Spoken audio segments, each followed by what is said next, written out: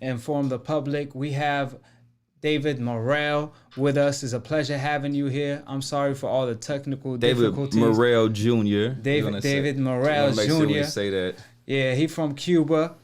He fighting on Fox on PBC on April 11th, 2020 against Lennox Allen. So appreciate you for being here, David Morrell Jr. It's a Salute. pleasure having you. You too, man. Thank you. I don't know how to pronounce it.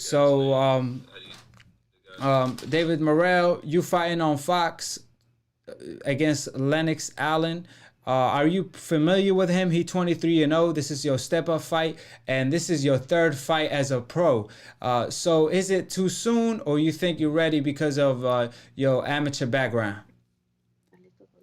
No, ya estoy ya ready. Ya estoy, ¿sabes? Para la pelea y para lo que venga más atrás. I'm ready. I'm ready for the fight and for whatever's to come next. Okay. So as far as your amateur record, can you inform the public on how many fights you had as an amateur coming from Cuba?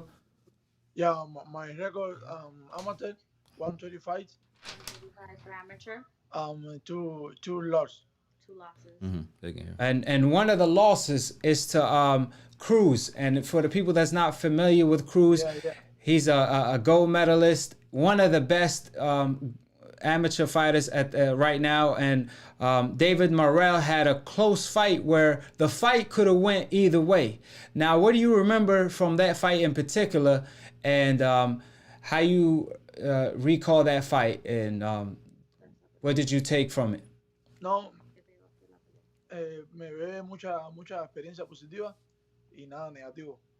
I left with a lot of positive experience and nothing negative. It was all a learning experience. So, en esa pelea, ¿sabes? Fueron pocas personas, ¿no? Pocas personas que me apoyaban, que iban a mí, lógico estaba. There was a few people that, it wasn't very much people that were going for me for that fight. Y la mayoría le iba a él porque él era campeón. And a lot went for him because he was the champ. Right. Y eso fue lo que más me motivó, ¿me entiendes? And that's what motivated me most to do better. Fue lo que me motivó a hacer la pelea que está ahí, que ustedes pueden apreciar. That's what motivated me to do the fight that's there for you guys to enjoy and fought the way I did. Okay. It was a great fight. Go check it out. You gave Cruz the business. I'll tell you that. I'm pretty sure he had a lot of respect for you after the fight. Now, speaking of that fight, it was a very close fight, and a lot of people had you winning. So, just to inform the public, how old were you when you fought Cruz?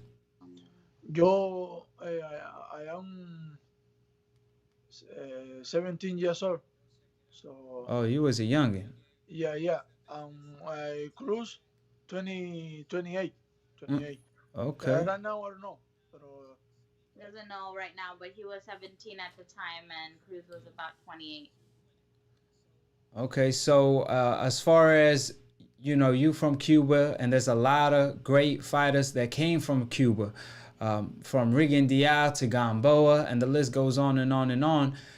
With that being said, you have an advantage of being young. You're 22 years old. So do you think that's an advantage that will allow you to surpass legends like Rigan Diaz and Gamboa? So, as far as... Sí.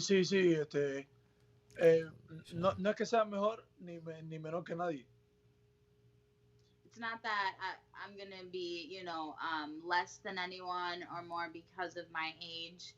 Sino que vine con menos edad que ellos para acá. I just came, at a younger age, so that does give me an advantage. Es decir, tengo más tiempo y estoy más concentrado en hacer mi carrera y en... To say I have more time to, build my career. Y alargar mi tiempo en el boxeo. And lengthen my time in my boxing career. Exactly, and that's the issue with a lot of Cuban fighters, that they be getting to the state too late to show their skill before they age, and Father Time is undefeated. Now, of course, you fighting at 168. Correct me if I'm wrong. That's correct, 168. Okay. 68. Okay, 68. Now there's a lot of great champions from Benavidez to Caleb Yeah. Plant to Smith to Billy Joe Saunders to even Canelo Alvarez. Now you are a youngin in the game, but you with 3 fights, you're already stepping up. So when you think you're going to be ready for a title fight at 168? Cuando estés listo, va. Ah, so, ahora, right now, no sé responderte esa pregunta, pero sí, Right now, I can't really answer that question. I don't know how to. pero sí te puedo decir que en menos de 2 años te voy a estar listo para un título mundial. But what I can say is that in less than 2 years, I'll be more than ready to take on a world title. Oh, Ahora mismo me siento listo, solamente que I feel ready right now, just that tengo poca experiencia en lo que es en profesional I have a little experience as a pro, y existe algo que se llama tiempo. and there's something that exists that's time. All right, that sounds great. I mean, 2 years. We will be looking at maybe Caleb Plant, Benavidez still on top. Any of the champions that you would like to face in the future, from Canelo, he a big star in the division, to Caleb Plant, who's a big star on PBC. Yo todo, everything, eso, todo quiero, a todos los quiero enfrentar y yo sé que a todos con el esfuerzo que estamos haciendo hasta ahora, yo, mi equipo de trabajo y las personas positivas que me están rodeando, solo vamos a lograr esos resultados. Everyone and everything. I'm ready. I know that with my training and with my team and all my preparations, I will be able to take on anyone and anything. Okay. So you calling out everyone. You on your Aerospins. You want all the smoke. So with that being said, the last fighter that was basically clearly the best in his division at 168 was Andre Ward. Now you coming from Cuba, there's a lot of great fighters from the amateurs to the pros. Who you looked up to as a fighter coming up from your own country, Cuba, or worldwide? Bueno, yo de Cuba los admiraba a todos porque todos, ¿sabes? Todos eran excelentes peleadores. From Cuba and from my homeland, I admired all of them. They're all excellent fighters. And Pero mis preferidos eran Mantilla, que era de Villa Clara. my favorite was Mantilla, which was from Villa Clara, where I'm from. Lorenzo Aragón, que era de Cienfuegos. Lorenzo Aragon from Cienfuegos, Cuba. So, en los tiempos cuando estuvieron en Cuba, Redondeado y Gamboa. And then the times when they were in Cuba, Redondel and Gamboa as well, from my country. Otros boxeadores que eran buenos, pero no tuve la oportunidad así de poder verlos ni poder apreciar sus peleas. Other fighters that, were good, but I didn't have time to see their fights or enjoy their fights. Y cuando empecé mi carrera, empecé a viajar a los demás países. Cuando empecé mi carrera profesional, mi boxeador preferido siempre fue Mike Tyson. My favorite boxer, though, when I started traveling and getting out of Cuba and seeing the world, was definitely Mike Tyson. Yeah. Thank you very much. Hello, David Morrell. Buenos dias. This is Professor Nims. I'm the co-host on Split Decision. I want to first thank you for taking out the time tonight to join us and give us our first interview on the show. And one of the things, I was trying to do some research and find some professional footage on you, and it was hard to do, and I was trying to figure out. Then I went and looked at your box rec, and you've only had 2 professional fights. So you're only 22 years old, so you're young in age, and you're also young in your professional career. But you're fighting an undefeated fighter who has over 20 professional bouts. Do you have any concerns going into your 3rd bout against such an experienced opponent? Sí, no, sí. Mi expectativa simplemente tengo una sola y es ganar. He says, my expectations, no concerns, but my expectations is just to win, no matter who the boxer is. Absolutely. Yeah, absolutely. I appreciate it. So you're fighting a southpaw. You're a southpaw yourself. With that said, do you have a preference on if you fight an orthodox fighter, a southpaw fighter? I mean, a southpaw fighter, or with your amateur background experience, is that something that you really don't care about as far as their stance? Oh, yo veo primero estudio mi contrario en la pelea y después hago que se adapte a mi ritmo. Well, I don't really have a preference. I study my opponent and then have them dance to my rhythm. Pero domino bien las tres distancias. But I dominate well in all southpaw, orthodox, whatever it is. Absolutely. Yeah. So I looked at your fights. I thought you showed great ring awareness, great skill, very fast and hard combination, and it looks like that in the pro ranks that you are going to be a power puncher. With that said, who do you think is the best super middleweight in the world at this time, including yourself? Incluyéndote a ti mismo, ¿quién tú crees que es el mejor con poder y todo peleador? Incluyéndote a ti. Incluyéndome a mí. Yeah, including you. Including you. Speak on it. Speak on it.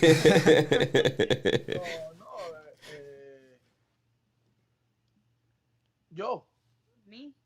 Okay, awesome. Me, aparte de mí, ahora mismo no sé, no tengo boxeador así preferido, así que me haga fijación en esa persona. Besides me, I don't have a boxer, that I'm looking up to. I have full confidence in myself. Absolutely, absolutely, and you actually need that to be one of the best in the world, and it looks like that you're on that trajectory to take that. So, one last thing that I wanted to say. So, do you have any prediction for your fight against Lennox Allen? Are you gonna call your shot? Are you gonna call your round? Or so? What are your thoughts on that bout? No. Sorpresa, tenemos sorpresa. Surprise, a lot of surprises. Absolutely. All right, so go ahead. Pero sí tenemos un pronóstico de no llegar a los 2 asaltos. But we're not gonna do the 12 rounds. You know that for sure. Absolutely. So yeah, so it's not going to decision. So I appreciate it. Now once again, we really thank you for taking this time out. I know that you're also training. I'm gonna hand it back over to my host Akhi, but David Morrell Jr. We look forward to following your career and appreciate the time, Soldier. No, you too, man. Thank you. Thank you so much.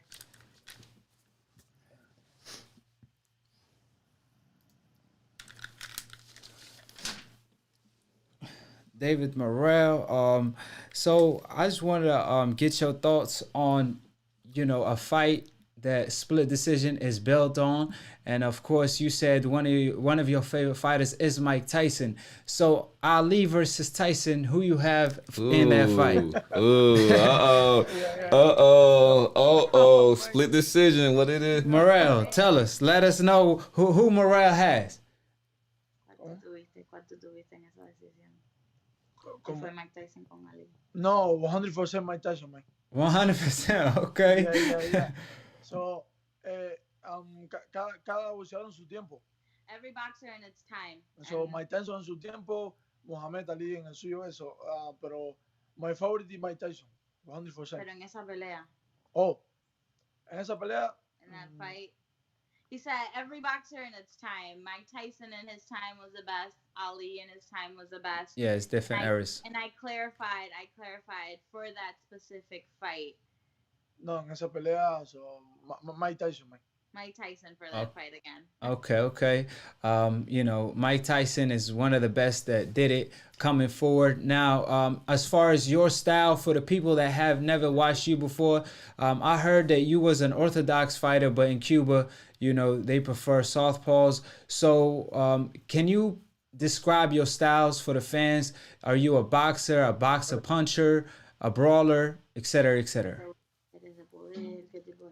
So, el estilo mío digo que es un estilo inventado propio, sí, es mío, único. ¿entiendes? As far as style goes, I say that my style is my very own unique style. I made it up myself. Porque de cada boxeador he cogido lo mejor y lo he adaptado a mí. From each boxer that I admired and from each boxing match that I've had, I've taken styles that I've liked and I've adapted them to my own. Por eso te digo que si me toca desplazarme, moverme, lo hago. Si me toca If ir I have al to ataque, move, if I have to dance, if I have to attack, I defense, so do it. whatever. Defense, whatever it is, I have it all. Okay, so you basically saying you the whole package. So with that being said, at 168 is a hot division.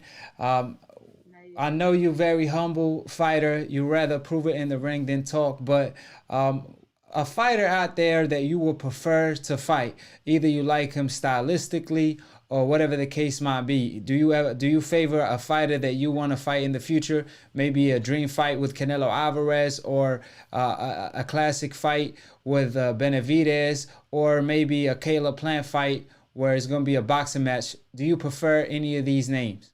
Dice que, tú sabes, sabiendo que tú eres humilde, pero Sí. hay una pelea en el futuro en esa clase de división. Sí, sí, Que sí. tú quieres fajarte o algo clásico como Benavides, algo... Sí, yo diría que con los cuatro. All four. Absolutely. All four. Yeah, So no. here y'all have it. So, no, vine, lo quiero todo. Mi mamá siempre me decía que desde niño que la humildad siempre debe tenerla, pero en el deporte tienes que ser ambicioso. He says, coming from Cuba, his mom, one thing she always told him was, you have to definitely be humble, but in a sport, you have to be ambitious and you cannot hold back. And that's what he's here to do. He came here to conquer all. Okay, and that's the sign of a great champion. We're looking forward to seeing you fight. I appreciate the time you gave me. I appreciate that you gave me the time on split decision. We had a lot of technical difficulties, but David Morrell, you're always welcome here. And then one last thing, so we just want to remind the viewing Thank you, man. audience Thank when he's fighting. So his David Morrell is fighting April 11th on PBC on Fox against Lennox Allen, who is undefeated, 23-0. And my man David Morrell Jr. is only 2-0. So he's stepping up, but he wants all the smoke. He wants Canelo Alvarez, he wants Benavidez, he wants Caleb Plant, you name him. He probably want Deontay Wilder and Tyson Fury next. So appreciate it, David Morrell. Any last closing comments you want to talk about? So, no, agradecerle primero que todo al Señor I want to thank, above all, God for all the opportunities. por darme la oportunidad, primero que todo, de que ustedes me dieran este momento. You too for having me take the time to give me this moment. Y de poder Anytime, llevar- fam. y de poder Anytime. llevar a este país. And the opportunity to just be here in this country with so many opportunities on my plate. So, agradecerle a todas las fanaticadas, a todas las personas aquí de Minneapolis, All my people here in Minneapolis, all my fans, people that follow me and support me. que eran ahora mismo en mi nueva casa. This is my new home, Minneapolis. Agradecer a todas las personas que me sigan, mi equipo de trabajo, My a team, a my mis trainers, manejadores, a my managers, mi preciosa mujer que tengo aquí al lado que estaba My- sirviendo de my girlfriend. de That's traductora. The translator, right? Appreciate you, yeah. We couldn't have done this without you. Absolutely I not. appreciate it, David Morrell. Now, where people can follow you on social media? Is it on Instagram, on Twitter, Yeah, so anywhere? My Instagram, David Morrell Jr. David_Morrell Jr. Okay. Yeah, my Instagram, my Facebook, Oshbari Morrell Jr. Okay. So, I will leave his link to his both his Instagram and Facebook in the link below. But final question before I let you go. I always, me personally, I want to know this. Of course, the Cuban amateurs have the best system when it comes to the amateurs. However, they can't turn pro. Can you speak on that issue? Can fighters in the future ever turn pro in Cuba, and they allow fighters to have the same rights as all other countries to be able to turn pro? Dice que, tú sabes, sabiendo, es una pregunta de personal, él sabiendo que Cuba tiene el sistema más mejor de amatura, pero no pueden, cuando llegan a pro, es dificultoso ellos convertirse en pro. ¿Qué tú piensas o cuál es tu toma en eso? No, no, no, mientras estés enfocado y quieras hacer el trabajo, nunca va a ser dificultoso.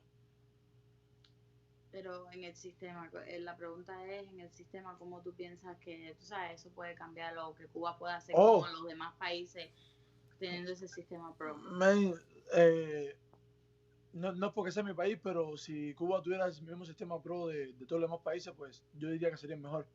He says, you know, unfortunately, it doesn't have the same system as all other countries, but should it have that same system, it's not because it's my home country, but Cuban fighters would be the best in the world. Con el respeto a los demás países, respecting every other country, but personas. You know, having that same fair chance that other countries have, it would be a whole different ball game for boxing. Lo que nos impide son muchas situaciones que but a lot of situations que prohibit that. No nos dejan practicar el profesional allá. That don't let us practice pro in our own country. Y tenemos que, como yo, con personas, ¿sabes?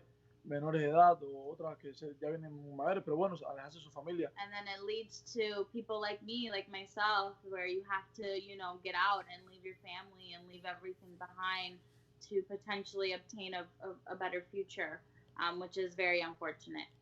That's 100%, and I co-sign that. And hopefully they change the system because it's not fair for Cubans to be treated unfairly in such a manner. With that being said, I appreciate you so much, David Morrell Jr. We will be talking with you soon, either before or after the fight.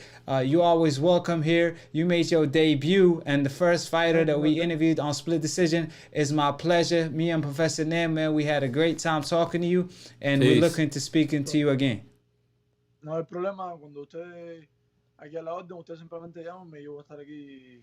He says, no problem, thank you. I'm at your service and at your order whenever you guys want to have a conversation. I'm here.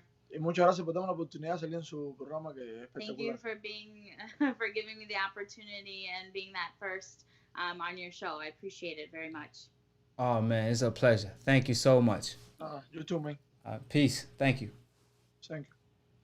So there you go, ladies and gentlemen. David Morrell, one of the best fighters in the world. Follow him on Instagram, on Facebook. I will provide the links. He's one of the best upcoming fighters. Y'all have to check him out. He gave Cruz a tough fight, and Cruz was actually a gold medalist. He was an Olympian, and in my opinion, he edged that fight. But y'all could be the judge. Y'all could go watch the fight. He only had 2 losses as an amateur, and both of them losses really should have went toward him, you know, his way. So that, you know, pretty much he undefeated. So as an amateur. So yeah, you know, check out his record. I think we still have him on the line. So can we hang up? Yeah, I can hang up. I was just telling the public. I was informing the public. Appreciate it, David Morrell. Peace. So like I was saying, Professor Nam, you know, we seen him the other day. We watched his highlights. Yeah. You know, what do you think about David Morrell and his future? Well, I mean, he has the talent. I mean, right now it's super early in his career, but I think by him signing by PBC, so that's basically Al Heyman has, you know, signed off on you, and to be featured on PBC in only your 3rd fight, I think that says a lot about what they think about his potential in the future. Yeah. I think he could do some damage. I don't see maybe end of next year we could talk about something, but it's still early on. Yeah. Like I said, I watched his fights, and I watched the Cruz and mainly his amateur fights because he fought better fighters in the amateurs than he did so far in the pros, and that's why he's stepping up so early. When you fight Cruz, when you're 17 years old and Cruz is 28, that's kind of, you know, amazing for you to kind of pull off a good, you know, regardless if Cruz edged it or not, he still gave him a good fight. So with that being said, well, we will be looking forward to talking to him in the future, and check his fight on PBC, on Fox. April 11th against Lennox Allen. Y'all could catch it on PBC on Fox. With that being said, Professor Nim, we have Mikey Garcia versus Jessie Vargas. We didn't give our prediction. So before the fight start, can we throw the prediction out there? You have Mikey Garcia, right? I do. I got Mikey Garcia. Talk to me. How he gonna be winning? I mean, just gonna win by how Mikey Garcia wins, by smart boxing, working behind the jab, solid 1-2s, when there's openings, throwing that nice left hook to the body and to the head. And I think that Jessie Vargas is going to be a tough fight for him. Jessie Vargas is the naturally bigger fighter. He's the one who's had multiple fights at 147. This is only Mikey's second fight. I just think skills still pay the bill. And there's a threshold, I think, when it comes to weight and skills transferring. But I think that threshold is not met yet, particularly against Jessie Vargas. Yeah, Jessie Vargas is a tough fighter. He gave everyone a tough fight, from even Manny Pacquiao, who's a legend, right after he lost to Floyd. So he even defeated my man Saddam Ali. So I respect Jessie Vargas as his skill level. However, I believe Mikey Garcia will edge him in this fight. I just can't see Mikey losing to Jessie Vargas because he could do everything good, you know. He might not be the fastest fighter in the world, but he has great timing, good speed, great power, and great IQ. So with that being said, he should be able to edge Jessie Vargas in a tough fight early on till he figure out Jessie Vargas then wins by unanimous decision. I still feel like 147 ain't his weight, but tonight it might look like his weight because he's facing Jessie Vargas, not Errol Spence. I believe Errol Spence was just that special. So I'm looking forward to see if Jessie Vargas is able to pull off the upset.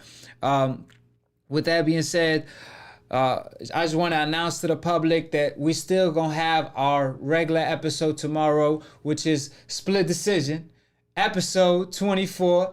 For the people that don't know, Split Decision is a boxing debate / talk show hosted and posted every Sunday live. So tune in tomorrow. Today is just a bonus episode since we have our very special guest, David Morrell Jr., who made his debut on Split Decision. And of course, he's our first fighter we interviewed. So we really appreciate the fact that he gave us the opportunity.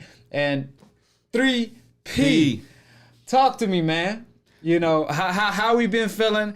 I don't want us to rant on anything on what we're going to talk about tomorrow.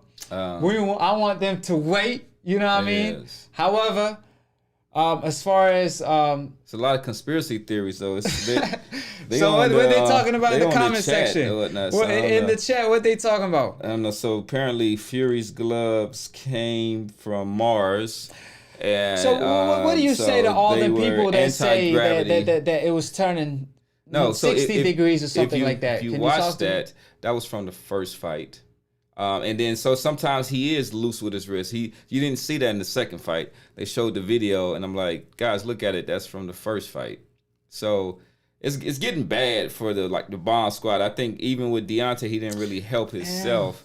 But it's like I mean, come on, just like what he needs to do is just buckle up. Now? No, that's how you feel now? It's getting bad for us? I mean, these excuses, come on. These excuses. Yeah. Like, just, man, I think, so he wants to go into the trilogy to the third fight. I would advise against it, but I see his reasons why for doing it. But I mean, we'll see. He's gonna make a lot of money. I don't know if it's the best decision for his boxing career. Yeah, so I'm gonna go ahead and let people know I'm a bomb squad all day, but I still don't buy any of them, glove thing. I just think Fury was the better man that night, and in the trilogy match, because the chapter's not closed, we'll see if he's the better man overall. Professor Nim seemed to think so. To be honest, I will have to lean toward Fury. I don't have no choice with the performance he pulled off. So like I said, of course I support Deontay Wilder all day, but I'm not going to lie to myself. I'm going to give y'all my true feelings and my real prediction because I think logically, not emotionally. But my man just knocked out Chocolatito. Chocolatito knocked out the other guy. Yeah, he just knocked him out. Okay, yeah. Khalid, man, come on, fam. It's okay. It's a minor setback for a major comeback. He was doing good early on while I was doing the interview. However, he didn't got knocked out. Yeah, he was getting. He didn't made his comeback. He made his comeback. Kid Chocolate made his comeback. Roman Gonzalez, congratulations. He knocked out my man. Rep in Yemen, but it's all right. You know, it's a minor setback for a major comeback. However, Kid Chocolate definitely made his comeback with this type of a performance. So we about to have Chocolito is back. You think he's back? You think he just became back? a champion. He just became a champion. So that's a nice win. Nice win for him. Yeah. So nice win for him. Hey, yo, I'm still waiting for my videos. I know at least a dozen of y'all had Fury. Y'all was Bomb Squad. You got some? You didn't tell me. I received. You hold it out.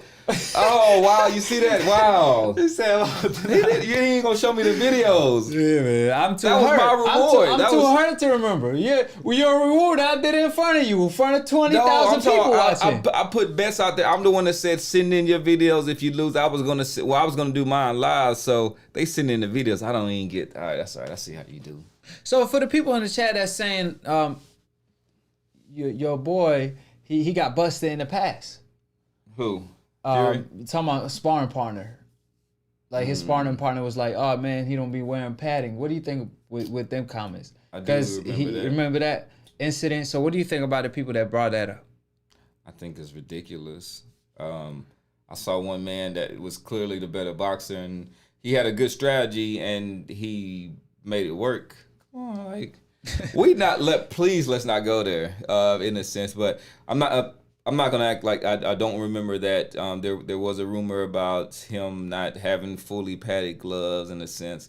But this was a high stakes fight. It was under a lot of microscopes. It was in there, so I'm pretty sure they made sure that nothing was untoward going into this fight. And then I just think the better man won. It was just a good strategy. So we don't want to discredit the work of Tyson Fury. And then at the same time, we don't. If those are the excuses, like where does Deontay Wilder kind of go from there? So I think it's good to just think about things that he needs and can work on. Absolutely, because of his athleticism, is about trying to employ it. But if you're in this fantasy world and thinking that there was nefarious things going on, and like that's the only reason I lost, then that's probably not the best route right now. And that's what Andre Ward said. It was around them lines where he basically said that you have to be honest with yourself at the end of the day. Yeah. You know, we don't know. You never know. Anything is possible in the sport. However, anything is possible. However, the main thing is, if you're gonna say is the suit, is this, is that, you know, you're not gonna prepare yourself the right way. However, if you say, man, you know what, he had the best of me, maybe I didn't train the right way, maybe I didn't train hard, maybe I need to work on my technique, this and that, that's going to get you the victory. Yeah. Not making excuses. However, Wilder the situation right now is if he damn if he do, damn if he don't. So if you're going to talk about things, you know, they still going to be like, you lost. If you don't say nothing, they're going to be like, you humbled. You ain't talking no more. So, call in. I just dropped the number for the people that want to talk and ask any questions. Call in. We about to watch Mikey Garcia and cover it. You know, that's one of our favorite fighters, period. So with that being said, Chocolatito's having his moment. And so is Professor Nim. Since last week, man, he ain't letting me sleep over that, man. You know what I mean? I took a major L. I took a big L with the Squad Nation. But it is what it is. That's what comes with the sport. That's why I love the sport of boxing. So, Professor Nim, is you going to do my 40 push-ups for it on the next prediction? Yeah, I mean, if you win it, yeah, absolutely. You already know I'm going to win it. Come on, man. Man, you know I lose one time in a year when it comes to predictions. 99%, I'll be right. I've been 1% looking good. I'll be wrong. Hey, Professor Nim been looking good lately, though, man. He over here been teaching at the Akhi University. You know what I mean? So, for all the people, I just dropped the number. If y'all want to talk to Professor Nim, if y'all want to talk to me, call in. If y'all want to debate, because you already know we want all the smoke. I keep peeping y'all in the comment section. Professor Nim keep peeping y'all in the comment section. But we want y'all to call in. Because guess what? When we start debating, y'all not getting saved by the bell. If y'all bringing a legit debate to the table. And I wish y'all would call in with that energy that y'all be keeping up in the comment section. Man, listen, Professor M, if they call in with that energy, they better wake up and apologize, because it's just a damn dream. So wake up to reality. This is the Akhi University. We have Professor Name teaching. Click on the notification bell to get notified every time we post, to go live, and subscribe below. If you're trying to get smarter by the minute, if you're trying to get dumber by the second, don't. And listen to these decafs. I appreciate all my Akhis. So like I said, we waiting on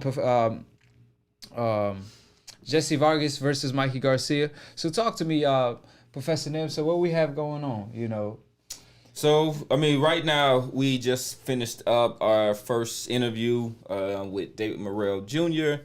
He's an up-and-coming fighter, 168-pounder. We had some technical difficulties, but we were actually, at the end, able to get his video in, and it seemed like the audio was pretty good.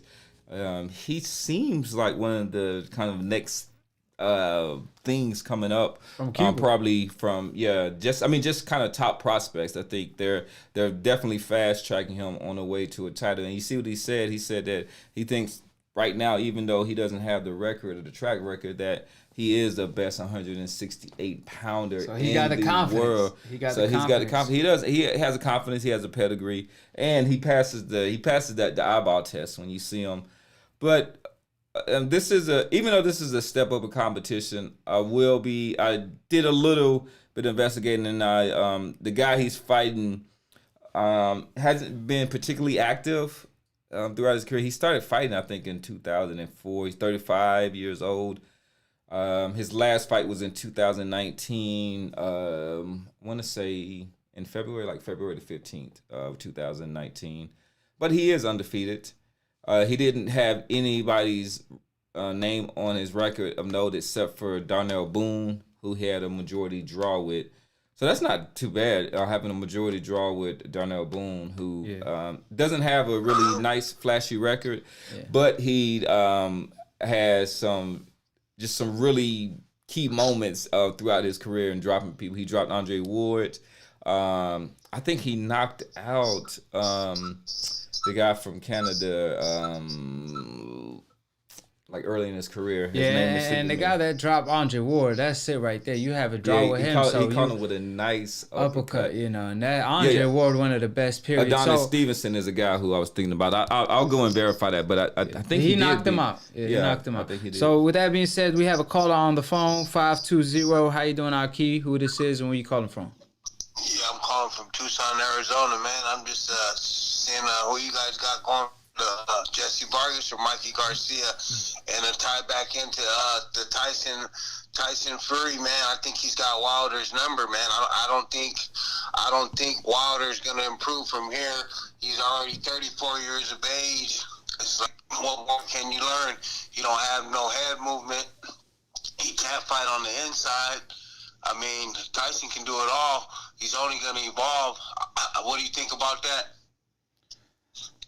So I'm gonna go ahead and give my first thoughts on it, and then Professor Nam. But as far as my pick tonight is Mikey Garcia over a decision. He should be able to outbox Mikey. It's gonna be tough early on. The fight is about to come on. However, I think Mikey Garcia have that ring IQ to be able to pull off a win like Jessie Vargas, versus a guy like Jessie Vargas. However, when it comes to the Deontay Wilder fight, I think everybody in the world, even a baby in his mama's stomach, know Tyson Fury has more skills than Deontay Wilder. I'm pretty sure everybody could co-sign that.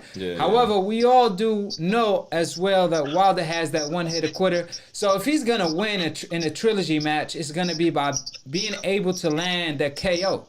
So in order for him to do so, he's going to have to be fundamentally better as he fights. So we'll see. I'm favoring Fury right now.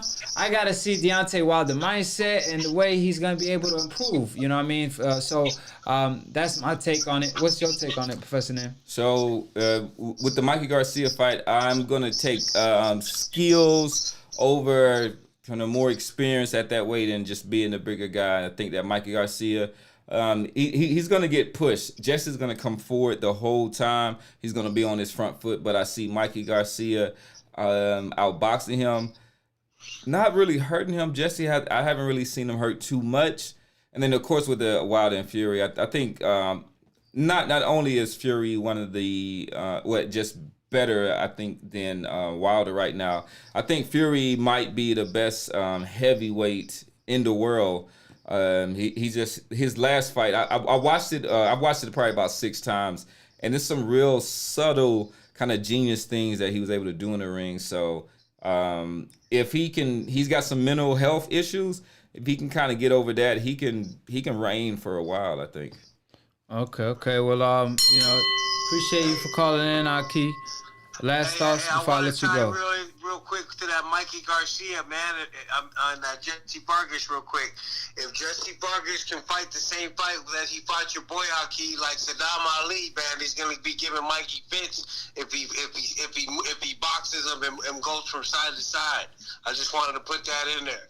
Yeah. I mean, if he gonna have to put it all together tonight, because Mikey sure could do everything. So, but I'm kind of leaning for Jessie. I like the underdog. Oh, so you picking Jessie?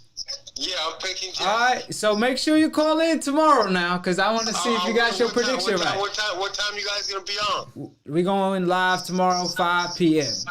Sunday, right, every definitely. Sunday. I'll be checking in with you guys, Akhi. I'm JT, man. JT. All right, man. I'll be texting in with you guys for sure. All right, JT. Make sure you call in. Appreciate the call, fam. All right, brother. Be easy. Peace. So JT got Jessie Vargas, surprisingly. So I have my other Akhi to call me. So I'm gonna go ahead and pick up the call, and let me go ahead and turn up the volume a little bit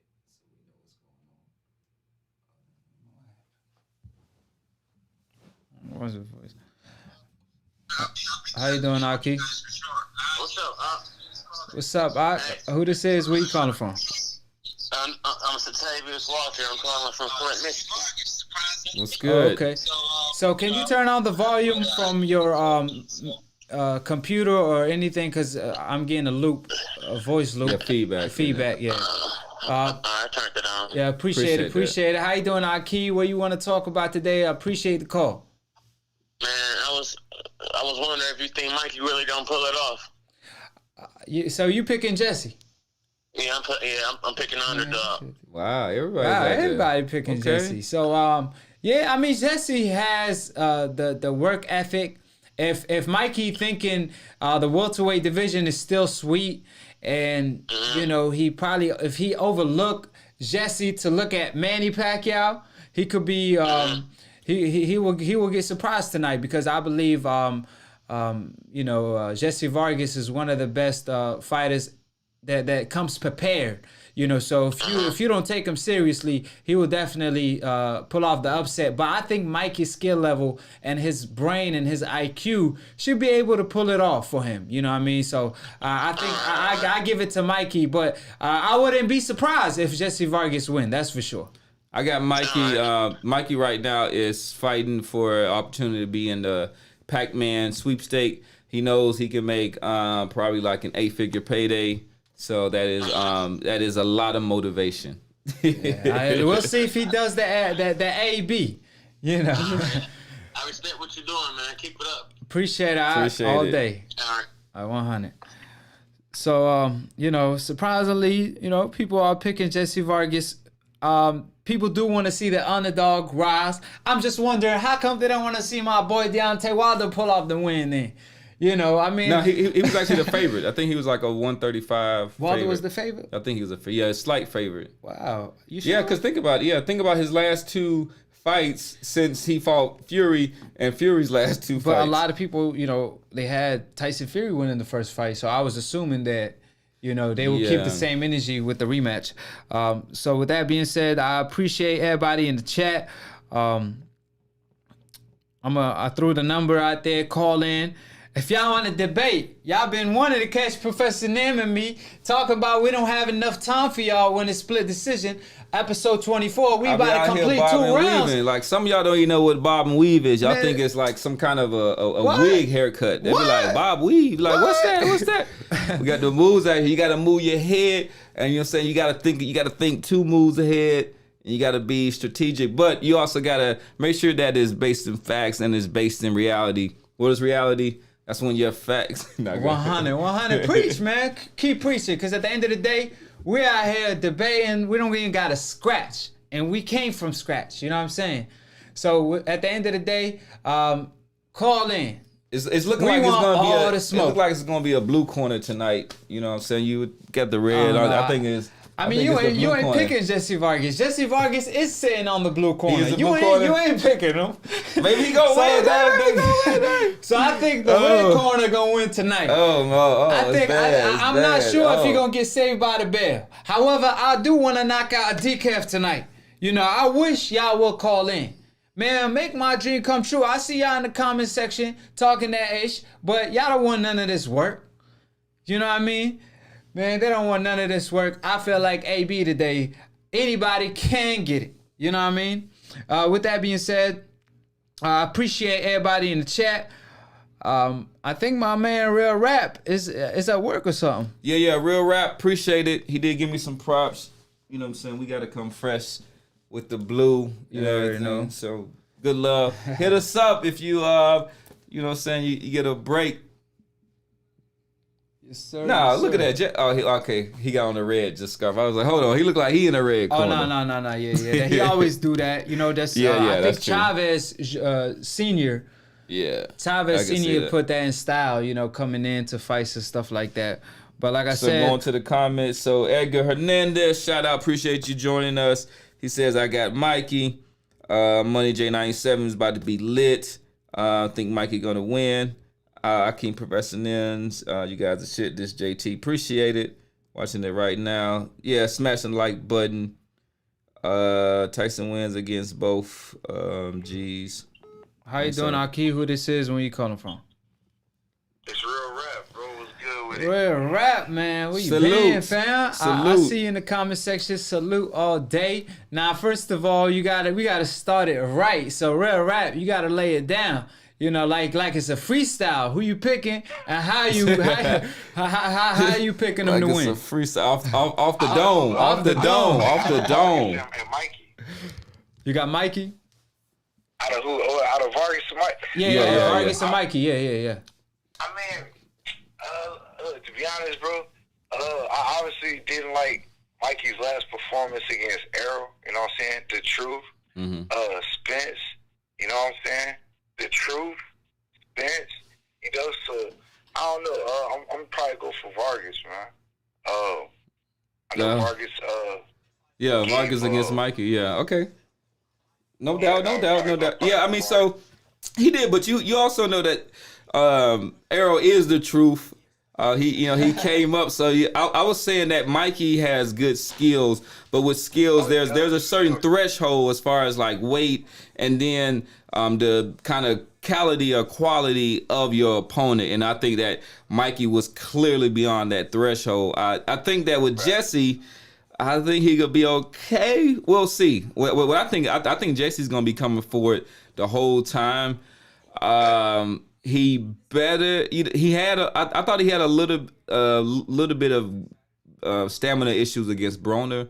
If not, I think he would have beat Broner because those early rounds he took easily. I thought he took them. So we'll see. All right. So with that said, man, there's a lot of controversy. Real Rap. We want to get your take. So, you know, Wilder and Fury. So there's a lot of conspiracies going around. So just give us for the audience, give us your take on. I'm gonna talk about it. All right, talk about it. Speak on it. All right. I'm Real Rap, so that's why I gotta keep it real up. Number one, let me start by saying this, man. Salute to Deontay Wilder, but salute to Tyson Fury, bro. You know what I'm saying? With the controversy, before I get into it, salute to that man because he had like if you look into his eyes, man, the first round he ran to the center of the ring, bro. Yeah, He wanted to kill bruh. Stone Dog like the He was level of locked in. focus that he had. Yeah. He was locked in, He man. was, like you could said, he see was it. You locked could see it in. his eyes. He was locked in. The way he was breathing, like when he get like punched, you know what I'm saying? Like he keep his lips tight, breathe through his nose, you know what I'm saying? Tuck his chin in. All right, you know what I'm saying? Let's get it, you know what I'm saying? So with the controversy, you know, he's the champion right now, man.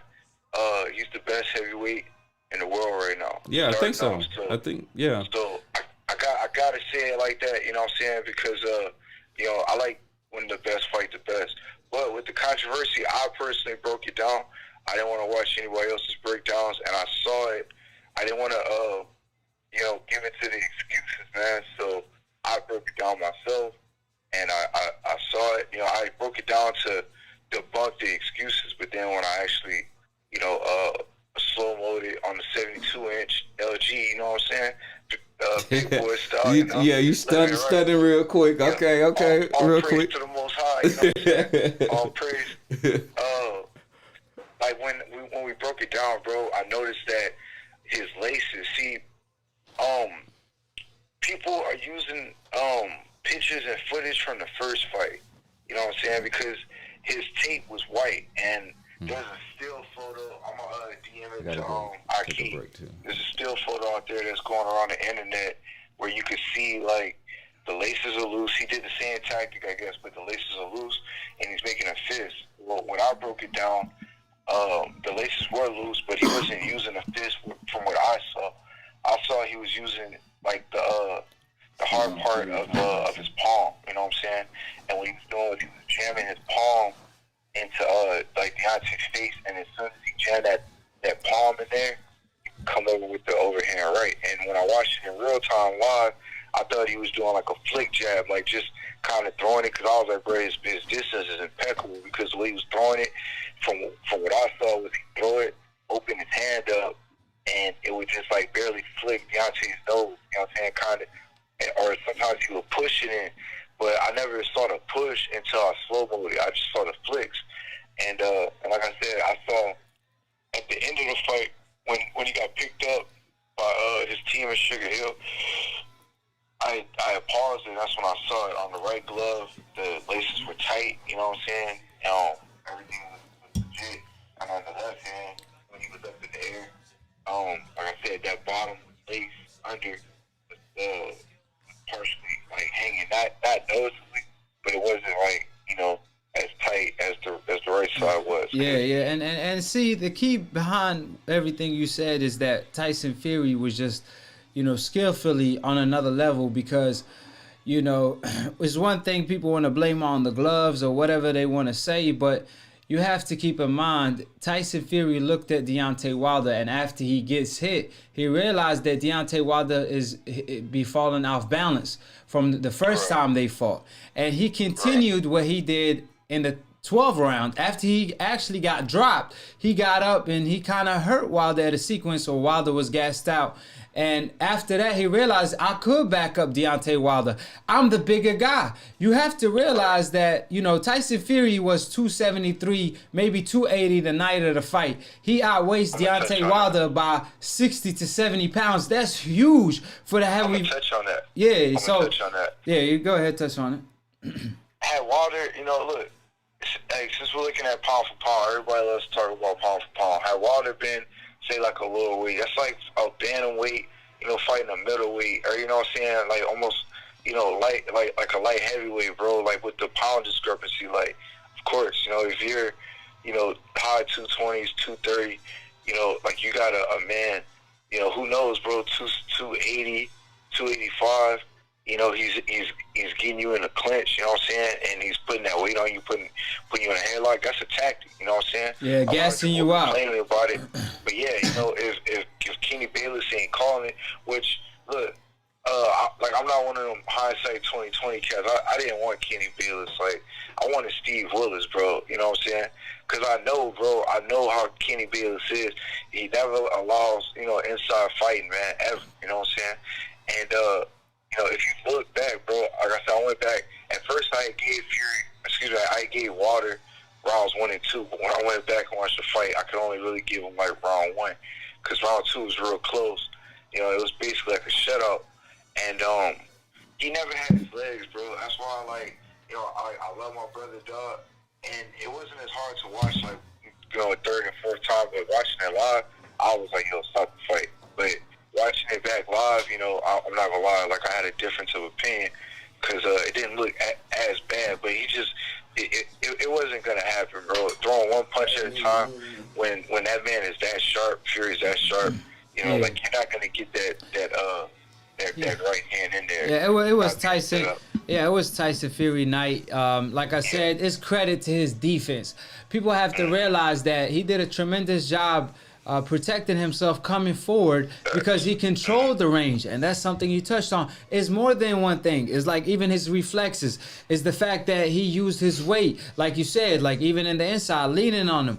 That's things that tired Deontay Wilder out, and he didn't even give him the chance to recover. You know, AJ kind of had a chance to recover versus Ruiz. Yeah. Deontay Wilder really Ruiz didn't let him have off the hook. Yeah, Yeah. Deontay Wilder didn't have a chance to recover or catch his breath because, like I said, it was something I touched on my prediction. I said that to beat Deontay Wilder, it's two ways. Either you have to be perfect the whole night by boxing or come at him and knock him out before he knocks you out. And that's what Tyson Fury really did. I didn't pick Tyson Fury, but he took that blueprint. I thought Tyson Fury was capping before the fight when he was talking about he was going to come forward. But he proved me wrong. He shocked Deontay Wilder with that.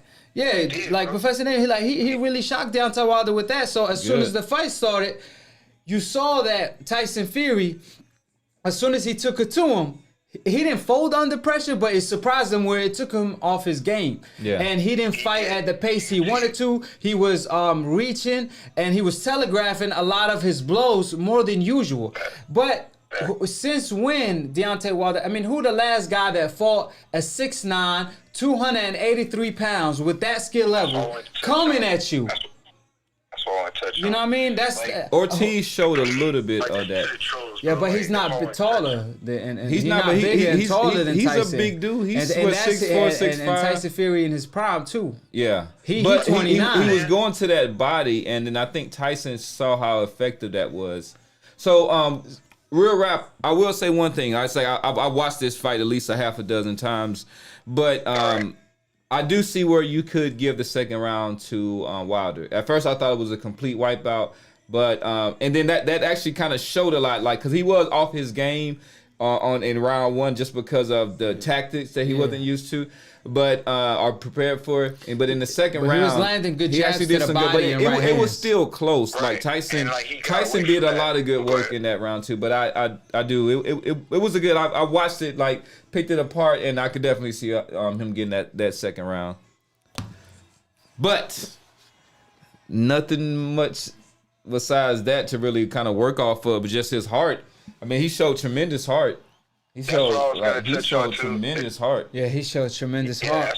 He want to die in the ring. That's like he would rather die in the ring than give up. I know. God forbid, but I'm saying Deontay Wilder is the type of guy who would rather die in the ring than give up. But that's the crazy part, right? Because I made a video on this subject. I touched on, Floyd Mayweather actually came out and said that the reason why he became great at boxing is because he was willing to die in the ring. And that's what Deontay Wilder really said, really meant when he said that in the sport you could mess around and catch a body. Especially when you meet, Muhammad Ali even did it in a funny way with a humor in it. He said, if you fight me, increase your insurance. Because, you know what I mean? Like, it's a dangerous sport, and that's the reality of the sport. But when Deontay Wilder said it, they try to throw the narrative like, oh, man, you violent, Deontay Wilder. Like, man, this is a violent sport. You know what I mean? Sport, yeah. So it is. But also, what George Foreman said against when he fought Muhammad Ali? He said that it was the punch that Muhammad Ali didn't throw that really showed him his greatness.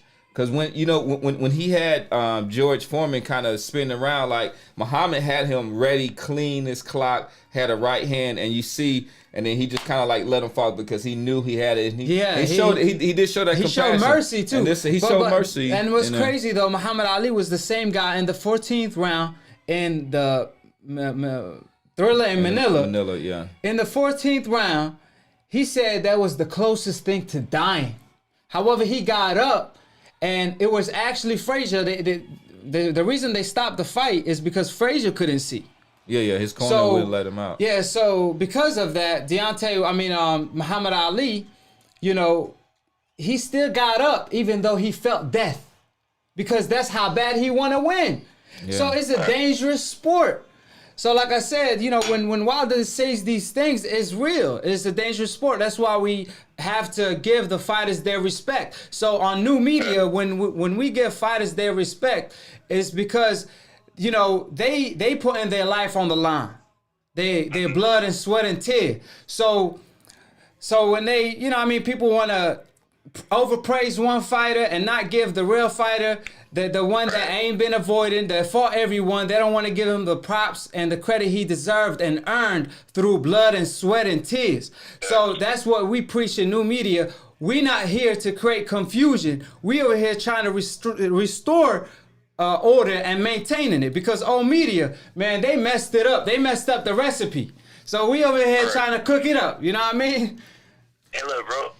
Touch on like 2 or 3 things, bro. Like to the trolls, bro. You know what I'm saying? Number one, see, this is why you have to be pro-truth. You know what I'm saying? Because pro-truth is gonna keep your arguments and like life in general. It's gonna solidify. You know what I'm saying? And it's gonna, like, when you're pro-truth, it's gonna solidify everything that you do. It's gonna authenticate. You know what I'm saying? Your arguments, and it's gonna authenticate different things. That truth will set you free.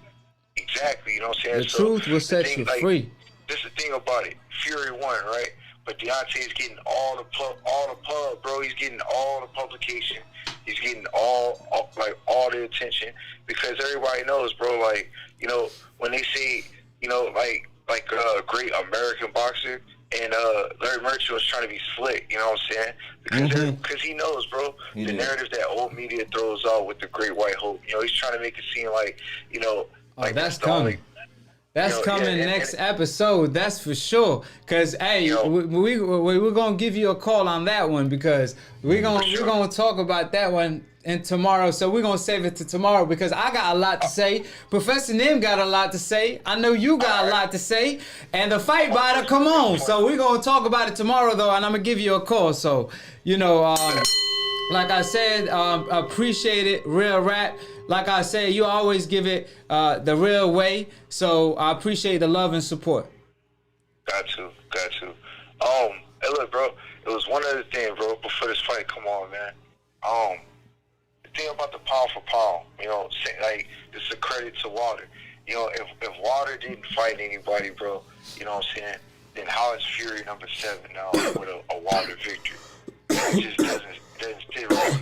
Like, and no offense to Nui, bro, but ain't no way he's supposed to be that high, dog. Like, Pacquiao's supposed to be up there, bro. Like, Pacquiao's supposed to be in that top 5. I could see Pacquiao in that top 5, But, Pacquiao should be on the top 5. Absolutely, like, and Nui, bro, he got to come out of there, dog. Yeah, you can't be. You gonna kick a Nui out? You gotta get out. Yeah, I mean, I think I got a Nui in my top 5. I got Nui probably on the last tier of the top 10, like maybe 9 or 10. Maybe not like top 5. 7 or I think when I wrote my list, the top 10, I think I had him number 8. Or number 9. Yeah, maybe not. But not on like the top 7. 5. Yeah, you're right. Not top 5. Respect. Bro. Yeah, I got him like 7. I think. Love, bro. Cause like, what has Lomachenko done, bro? You know what I'm saying? Like, Lomachenko's done a lot, but with that said, though, we're gonna talk about the fight. Come on, hey, real rap. We're gonna wrap it up tomorrow, all right? Facts. All right, 100. Appreciate the call. All right, peace, man. All right, peace, Akhi. Starting out.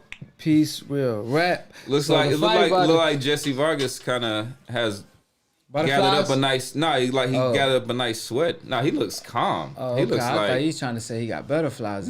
He looks calm and ready. So he's Jessie been there, Vargas in the red corner. It ain't even Mikey Garcia. Blue team. So Jessie Vargas starting off with a nice jab.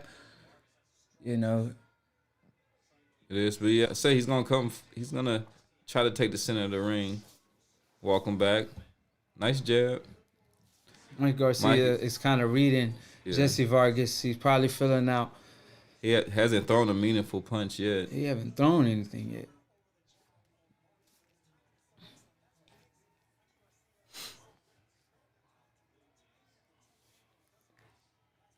They reading each other out, feeling each other. He starts slow. Tries to get his opponent down. I think Jessie should take more advantage of this.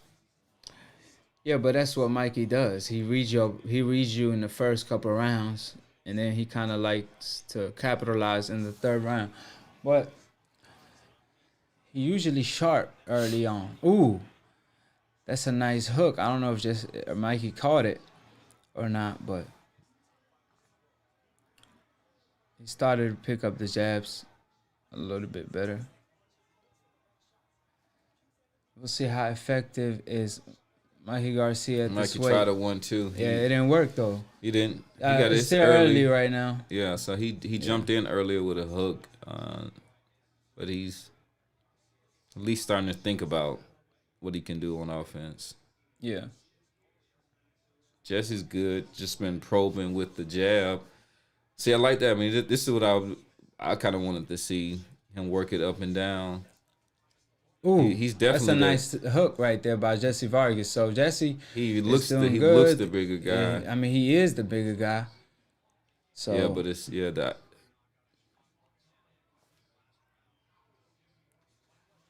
He going nice to the body, right? Nice right hand to the body by Jessie Vargas. He looking fast and sharp so far.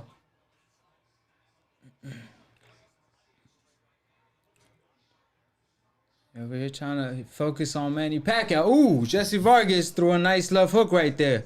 And he too focusing on Manny Pacquiao, thinking he wanted that Jesse's too sweet or something, man. He putting it on him. He is putting it on him.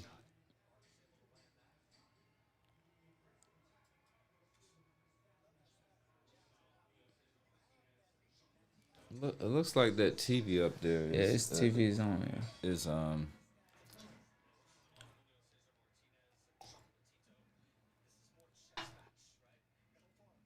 So it's a chess match in the first round. Jessie Vargas won the round in my opinion.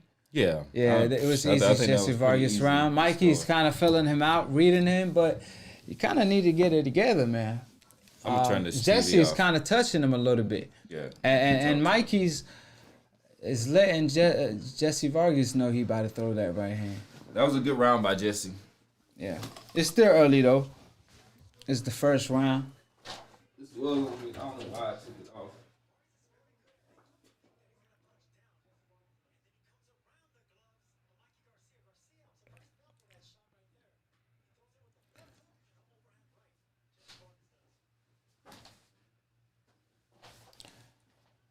Man. Mikey Garcia gonna fuck around and let Jessie Vargas whoop his ass. I mean, Mikey usually starts slow, but I mean, if you're in Jesse's corner, you like that round. Yeah, you like that round. That's still early though. Still early. I mean, he did have like a exhibition match in between the Errol Spence loss, but that ain't a real fight. Yeah. So I mean, Errol Spence fight possibly did take a little bit out of him, you know. Yeah, but he's still young. Like he's giving himself time though to let his body heal. He didn't. Yeah.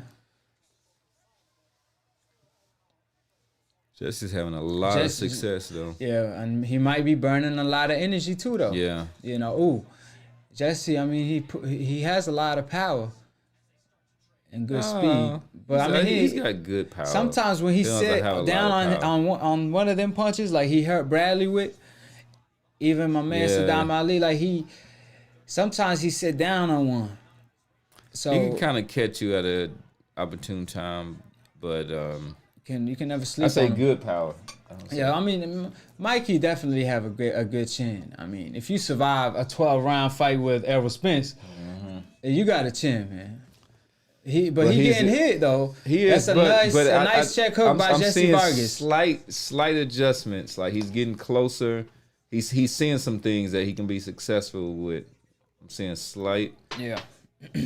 And the problem is, he's definitely he's definitely even the made shorter some fighter too. adjustments. He's the shorter fighter, but he didn't have any trouble fighting Robbie Easter, and that was a tall fighter. Yeah, no, he's good. He knows, but he's doing better in this round. Jesse's doing well, but it's mostly just off of activity. It's not necessarily him kind of out. What do you think about maneuvering, what J. Jack said? What did he say? Check Vargas has acne on. Yeah, I mean he's had it for a while, so that means either he's been doing PEDs for a while, but he's had because against Saddam Ali when he knocked him out, there was talk about him. Some people might just have bad skin. I don't know. I don't know. It's the $1 million question right there. But so Mikey's starting to come more on the front foot right now. So he's he landed a nice jab. Yeah, Jesse's almost in the. It's been a slight shift. Jesse's almost in the counter punching role, and Mikey's definitely coming forward. Yeah, he's made some adjustments. Vargas still having some success though. He is. He's a bigger guy. Having success, and but it's mainly just off activity. He's just kind of reacting. Yeah. Mikey comes in on a good jab. His right was blocked by Ooh. Jesse's left. Oh, he jumps in with a left hook. That nice by Mikey Garcia, like a 45. I thought he jumped in with a nice hook. That hey, look at Errol Spence next to Virgil Ortiz. Stop playing. Hey, that's gonna be the fight in the future. Yeah. But he has to get past like a guy like Jaron Ennis. And, the welterweight division is very packed. So it's going to take a while. But 3 years from now, who you got? Oh, man, I'm not going to get 3 years from now. There's so much going to happen in 3 years for 3 years from now. I know my Errol Spence going to still be on top, though. See, the Maybe. truth, when you the truth, you still going to be around. You know what I mean? He might come around. He gonna be around at 147. 147. I don't know if he's gonna be around at 147. I think. Nah, 154. I mean, Jessie Vargas, he could move up to 154 as well. He a big guy. Not Jessie Vargas. Ortiz. Virgil Ortiz. Right. Looks like Jessie wants to kind of take the play back. He landed a couple jabs. Yeah.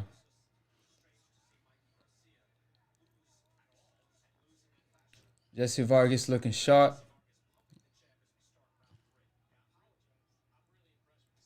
But he is getting caught. Ooh. Oh, wow. Just caught him with Garcia looked like he caught him with a 3-2. That was nice. He's having some. Vargas is sharp.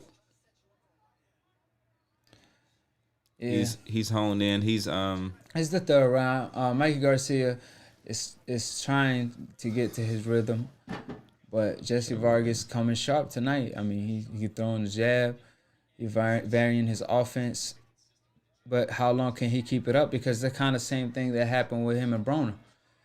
Broner turned it up on him, and Broner put it on him now. The thing is, I don't think he can win this kind of fight. Maybe Jesse? I thought he was going to be more on the front foot and kind of use his size and his experience at this weight. I don't think he can outbox Mikey from this distance. Why is he choosing to do that though? Something happened. Like I think there's maybe it was some certain adjustments, but he kind of let Mikey take the play a little bit, so he's kind of reacting to a lot that Mikey's doing, but Mikey still hasn't. He needs to let his hands go more. Jesse's still winning this round just based off of activity. But that's a nice left hook by Jessie Vargas. It is. He connected on a couple of them. J. Jack said, "Did Virgil Ortiz win his fight?" You have that's a nice right hand by Mikey Garcia. Mikey. Mikey Garcia. He landed a beautiful right hand. Ooh, that's a nice jab by Jessie. Came right back. It's looking Left to to be the body. And turning out to be a By great Jessie fight. Vargas. A 1-2, but nice jab by Mikey Garcia. Coming forward. This is a close round. Yeah, This is, that's a close round, but Mikey Garcia looked like he hurt Jessie Vargas a little bit. I think he's kind of stunned him a couple of times. Not hurt, but yeah, people are kind of surprised. I wasn't Garcia. sure if his weight would carry up to 147, but he seems to definitely have stunned Garcia. Yeah, who is, I think, a solid welterweight fighter. Right, and Nah, I think you're wrong about that. But Virgil Ortiz haven't had his fight yet. He finds Samuel Vargas or something like that. His next upcoming fight. Oh, wow. Vargas backs up Garcia. So he looks fine, though. I think it was just more of just a physicality. Yeah. He kind of won the last moments of this round, the third round. So it's a pretty good fight. 50-50 fight so far. It's back and forth, but Jessie Vargas is winning. Can we say that? I would say he's winning right now. I 2 like rounds to 1 or 3 rounds to 0. Yeah, possibly. Yeah, it could possibly do that. But I would be surprised if it could be 2-1 or 3-0. Yeah. But I like the adjustments Mikey's making. He needs to let his hands go. Ooh, that's a nice right hand by Mikey Garcia. Combo. Like I told you, he hurt him at one point. Punch. Yeah, that was the best punch of the fight. Yeah. Mikey will catch you with that. Like, ooh, that's a nice right hand by and he backed him up. And he backed him up. And he followed up with that. I don't know why he didn't follow up. Yeah.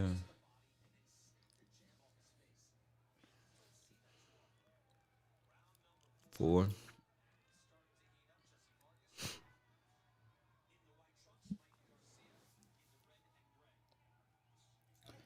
Jessie Vargas using his jab.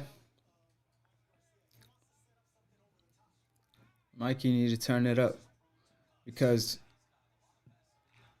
you want to take advantage of Jessie Vargas' activity. When somebody throw punches, you got to go counter to their body because it takes energy to throw.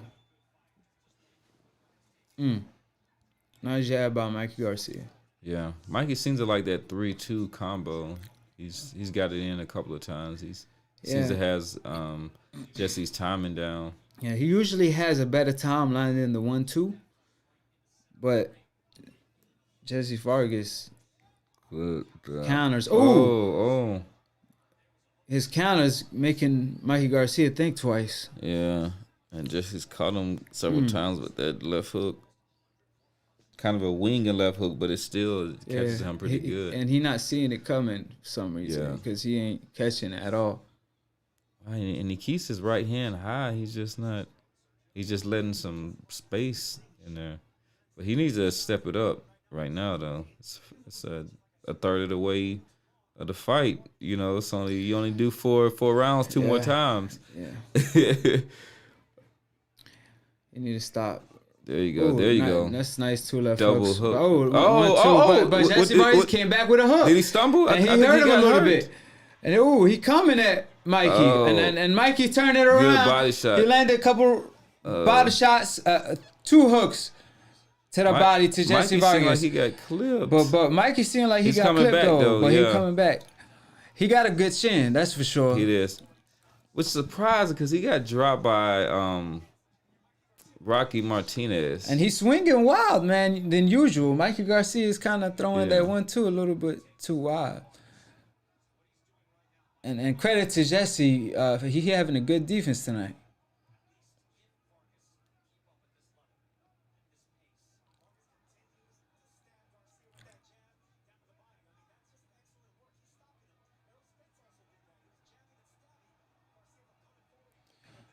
Mikey Garcia having some success. He landing good 1-2. He coming back. At one point, it seemed like he almost got hurt. But Jessie Vargas would just explode on you like that. He is. You know. Vargas is fighting. And you don't even have to be hurt. Like, he just exploded. Vargas is fighting. It's a nice left hook. He is, and he keeps catching them. He keeps catching Mikey. If That's Mikey a little- Garcia pull this off, oh, Manny Pacquiao fighting him next. Manny might like, you know what?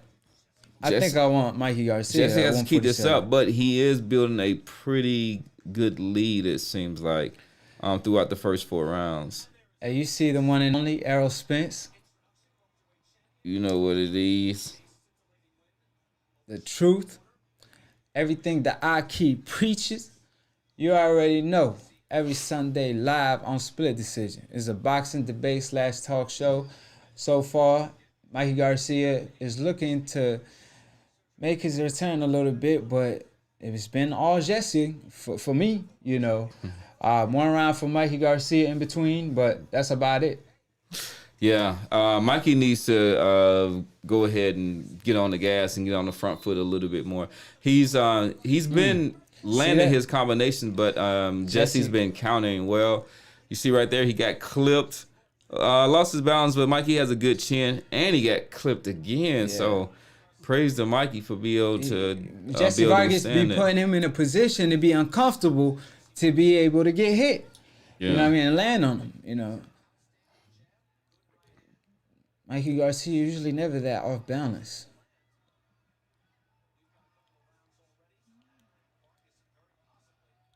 And he kind of taken some of the blueprint of Errol Spence. And let's Yeah. stay active.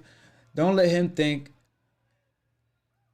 Because you give him the time to think and you play that chess match, you ain't, you know, you probably ain't smarter than him. But Jesse Vargas has good IQ as well because he's able to pull this off and vary his offense. So And he's the bigger guy. Mark Galindo said he's being too prideful to stay at 147, which is so he's 2 fights removed from 135, right? No, he fought at 140. He fought 140 twice. 140 twice, Yeah. I mean, he's trying to prove something at 147, but I don't know, man. Jesse's doing some good body work. Because Jesse's looking good. Just bounce a right hand off of Mikey's head. So Yeah. Mikey's has a little sense of urgency now, and just landed 2 straight 1-2s, and just came back with a lead hook. Nice jab. Nice one too. Jesse Vargas looked like he started bleeding too from his nose or something.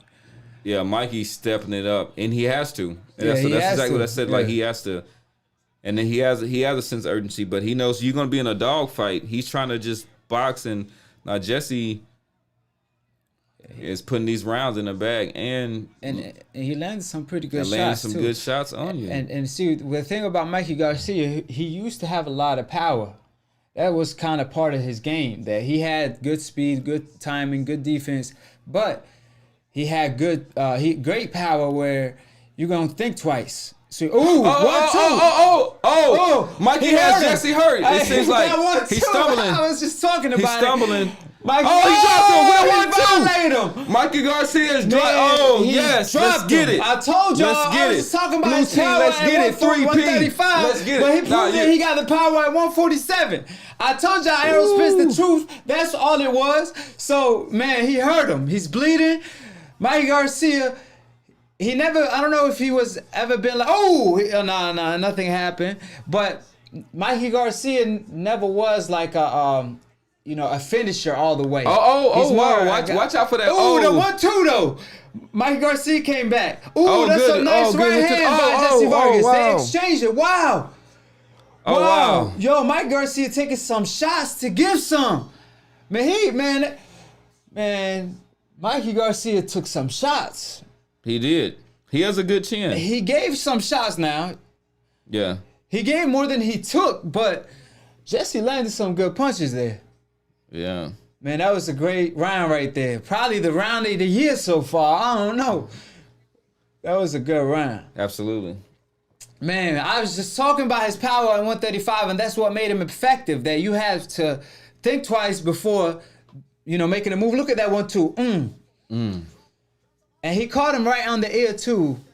And the way he followed up, though, he knew he hurt him. I mean, just classic Right, the leverage combo. he had on it, though. Watch the leverage this. he had on it. He lines him up. 1-2. Ooh. Sit down. 1-2, sit Yeah. down. Oh man, them legs. He did that little dance. And that Jessie little, usually has a good chin. that little stanky leg. Yeah, usually. This is big. If he stopped Jessie Vargas, Yeah, that's a Pacquiao's statement. coming. I don't know. coming. Pacquiao couldn't even stop coming. Jessie. But I mean, Mikey Garcia did look bad early on, though. Ooh, nice counter uppercut by Mikey Garcia. Oh. He put in some work. He didn't figure it out, a puzzle. I put you. it together like puzzle. That's how he feeling right now.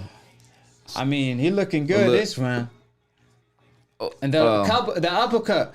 Ooh. Nice jab. But I think he needs to be careful of throwing that right uppercut from too far out. Yeah, because Jessie is throwing that left hook. That left that's how hook, you exactly. get countered. That's how you, and he throwing it so awkwardly and ducking down that. A la Amir Khan versus Danny Garcia. Yeah, now Jessie doing the right thing, though, by actually going to the body as well.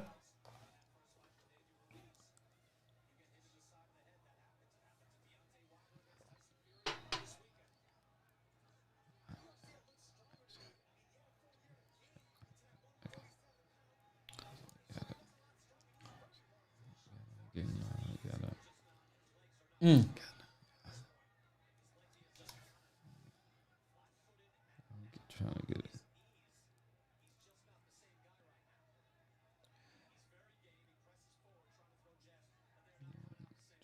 See, I don't know, Jessie, man. He probably done punched himself out all them rounds, and then when Mikey Garcia hurt him, he just took it out of him. He's had some.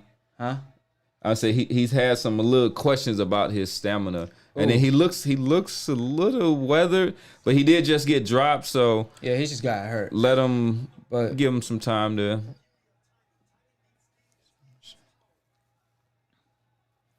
And Mikey Garcia had power. He said, timing beats speed. Absolutely. And speed is power. But Mikey had power, natural power at 135. He's not really quietly the fastest guy. He never been known for a fast guy, but his timing was just too good. And power. Nah. That was... also, just like placement and like finding just like the subtle, just nice angle to be able to slip it in. He does just all of the nuances just really, really well, and just has a boxing mind. Comes from a boxing family, and I think his power is underrated, but it comes mostly from really just really good technique. Yeah. Now he doing his thing, but he's just been. I don't like the fact that he getting hit more than usual. In them lower weight divisions, he never really used to get hit that much. It is, with bigger guys, longer reach, you're gonna be just a little bit more vulnerable. Because you're not gonna be outside of their reach. So, I mean, but against a guy like Robbie Easter, he showed that he had no problem fighting a tall guy. Yeah. But and that's the night that Robbie Easter actually tried to be a boxer that night. He usually goes in there trying to fight for a tall fighter. Mm-hmm. But that night he actually chose to take it to him and box. Mikey Garcia actually won that fight comfortably. Outboxing the taller guy. So I think it's just, man, I don't know, 147 ain't looking too good for him. But he did just hurt him. So he still have the power. So if you could finish Jessie Vargas, then that's a different story. And Jessie Vargas is slowing down. So we'll see what Mikey Garcia shape his destiny to be. I feel like he could pull it off. I had him winning before I'm seeing the fight. You got Jessie still up. I feel like I don't know, man. Last two rounds clearly for Mikey. So the 2 points, so that's 3 points. And we're going into the 6. Yeah, but see, the problem with that is, Jessie won more rounds, and we in the 7th round, so it's probably 5-2. Jessie Vargas, probably. What do you think? Well, no, it's round number 7, so that's out of 6 so far. So Mikey got the last 2, so it's maybe 4-2. It might be 3-3 on somebody's card at this point. Yeah, so they got it but Mikey would be up. They got it as 4-2 right now by the zone. Yeah. So let's see, I'll try something.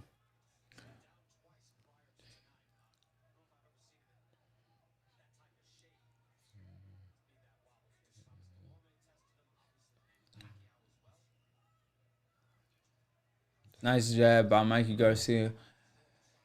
But he, I don't know. He need to turn it up a little bit more. You know, he is not keeping up the work rate with Jessie Vargas. Jessie Vargas is able to work. I don't know if it's a plan by Mikey Garcia to let Jessie Vargas punch himself out, but I don't know. It don't look like part of the plan. What you think? Ooh. All right, Hold on, he just heard him. He did just hurt him. He's heard him again. Just heard him. It's probably part of the plan. I don't know. You never know. It's the he jumped in. The theory of the unexpected. That's the sport of boxing right there. So Mikey Garcia just hurt Jessie Vargas, and he seemed to have power at 147. He's just, whenever he lands the right punch, he do damage. But he is getting hit more than usual. Ooh, 1-2 by Mikey Garcia. He caught him beautifully. The way he's setting him up with that is just perfect timing. Yeah. Looks like Jessie is starting to get his legs back at this point. At this point, he got his leg back, and he probably is taking Mikey Garcia punches Did he get hurt? It looked like he caught him flush, but I don't know if he hurt him. He just reacted a little funny from that. I think. Yeah, Mikey kind of senses something. Mikey. I feel like Mikey could stop him, but he just need to keep his work rate up. But you gotta understand he getting hit more than usual, so it's kind of tough to do that at the moment. See, he just need to be careful while he's going for the finish, not to be too careless. He's usually not that careless. But Jessie is hurt. He's just fighting back. He just know how to fight. He got hurt again. Ooh. Against the ropes. Mikey just landed a nice left hook and a right hand and an uppercut. He don't need to punch himself. A shot to the body. Select your punches. No, these are smart punches. Yeah, it's smart punches. He got saved by the bell. He got saved. Hit the bell for him one time. Hit the bell. He got saved by the bell. Jessie Vargas just got saved by the bell. Stop playing with Mikey Garcia. He put some respect on his name in the division that people said he's not ready for. Yes, sir. What do you think? Virgil Ortiz, Mikey Garcia, how that sound? Oh, no. Yeah, what? They can't fight. Why not? I thought they're not from the same camp. Oh, maybe. Yeah. I think they might be. Oh, yeah. I feel it. Yeah. Yeah, there you go. Even though they friends and they fighting each other, they still won't do it. It's different. Yeah. Because they got the same trainer. I don't think any one of them gonna leave the trainer. So with this said, Mikey had a lot on the line as we talked about in this fight, and I talked about his motivation. So with that said, if he can get a stop here, that would definitely put him at the top of the list when we talk about the Pacquiao sweepstakes. That's one of so. He's already fought. He been inactive though. Like I don't know how active he been lately. It don't matter. You stop Jessie Vargas. Well, now who Pacquiao fought, and Pacquiao didn't stop. By Mikey Garcia.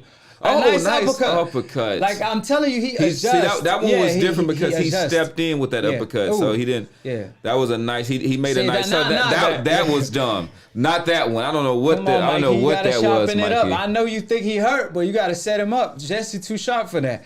Like you said, he needed to be like he actually countered with uppercut early on. Now he like kind of leading with him, so he making adjustments as he goes, and that's Mikey Garcia. That's his skill. That's his IQ. But tonight he's getting hit more than usual. He is. So nice body Pacquiao shot. might like what he see. Pacquiao probably realized, listen, when I sparred this kid, he was fighting at his own division that he was comfortable with. So I just had, nice 1-2 by Mikey Garcia. But at this division, I still have my quickness. He don't. Yeah, somebody also want to get into why we... Weights. Jack G says, is it true Errol Spence refused Pacquiao fight? Man, nah, bro. He called him out. Man, Errol the truth, man. That sound like cap. Just like that statement right there, bro, it sound like cap because we got to hear the truth. And, when you talk about the truth, you got to speak nothing but the truth. So, Errol Spence want that smoke. Man. I think he definitely wants that you smoke. saw what he did when he beat Mikey Garcia. It was like, Pacquiao, let me holler at you. And Pacquiao felt like he got set up. He like, nah, I fight Keith Thurman just one time. I need to catch him just one time. So y'all know what happened. Like, don't even try to disrespect Mikey Errol steps Spence in like with a that. 1-2. He kind of looped that right hand for some reason. I Yeah. don't know. I don't know maybe what he's saying, if but he Jessie is ducking because down. ooh, Nice because sweeping uppercut. He's trying to counter that jab because you see Jessie Vargas for a defensive 1-2. move, he be jabbing, right? And he started going with the overhand to counter that jab. So he's making adjustments. He's looking good. But at the same time, Jessie Vargas is working. And that's how he gave Broner a hard time. But Broner, by this time, he kind of took over. But Mikey Garcia did hurt Jessie Vargas and dropped him. Oh, no, did he drop him? Drop 2. I don't think he dropped him. Or did he drop him? He dropped him early, right? Who? Mikey Garcia? No, I don't think he dropped him. No, he dropped Jessie Vargas. Oh, he did, right? Yeah, remember that beautiful 1-2 in the corner? Yeah. Yeah, he dropped him. So Broner hurt Jessie Vargas, but he didn't drop him, right? Mm-hmm. Yeah, he didn't drop him. So so far, he did what Pacquiao was able to do. Pacquiao dropped Jessie Vargas, but he haven't been able to stop him yet. We'll see if he's able to even pull off something Pacquiao wasn't able to do. That'd be a statement.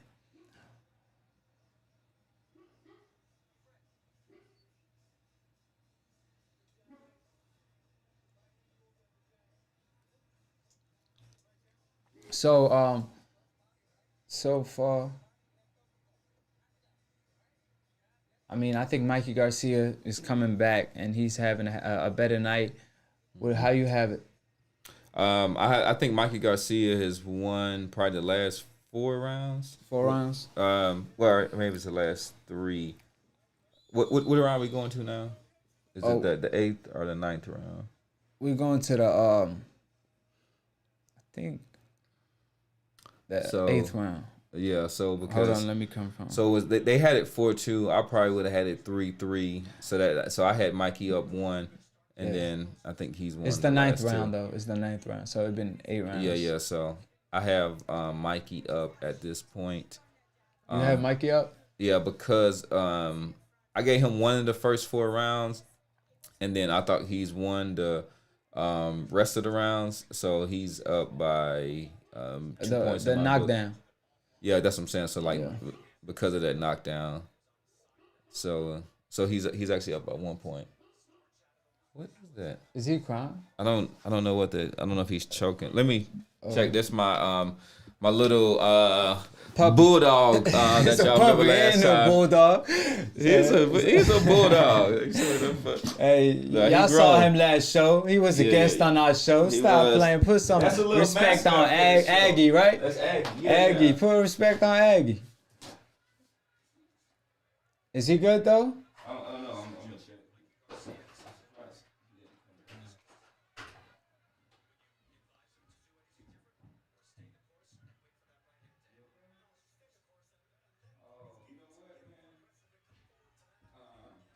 You know, dogs have dreams and stuff, so sometimes I forgot he was sleeping.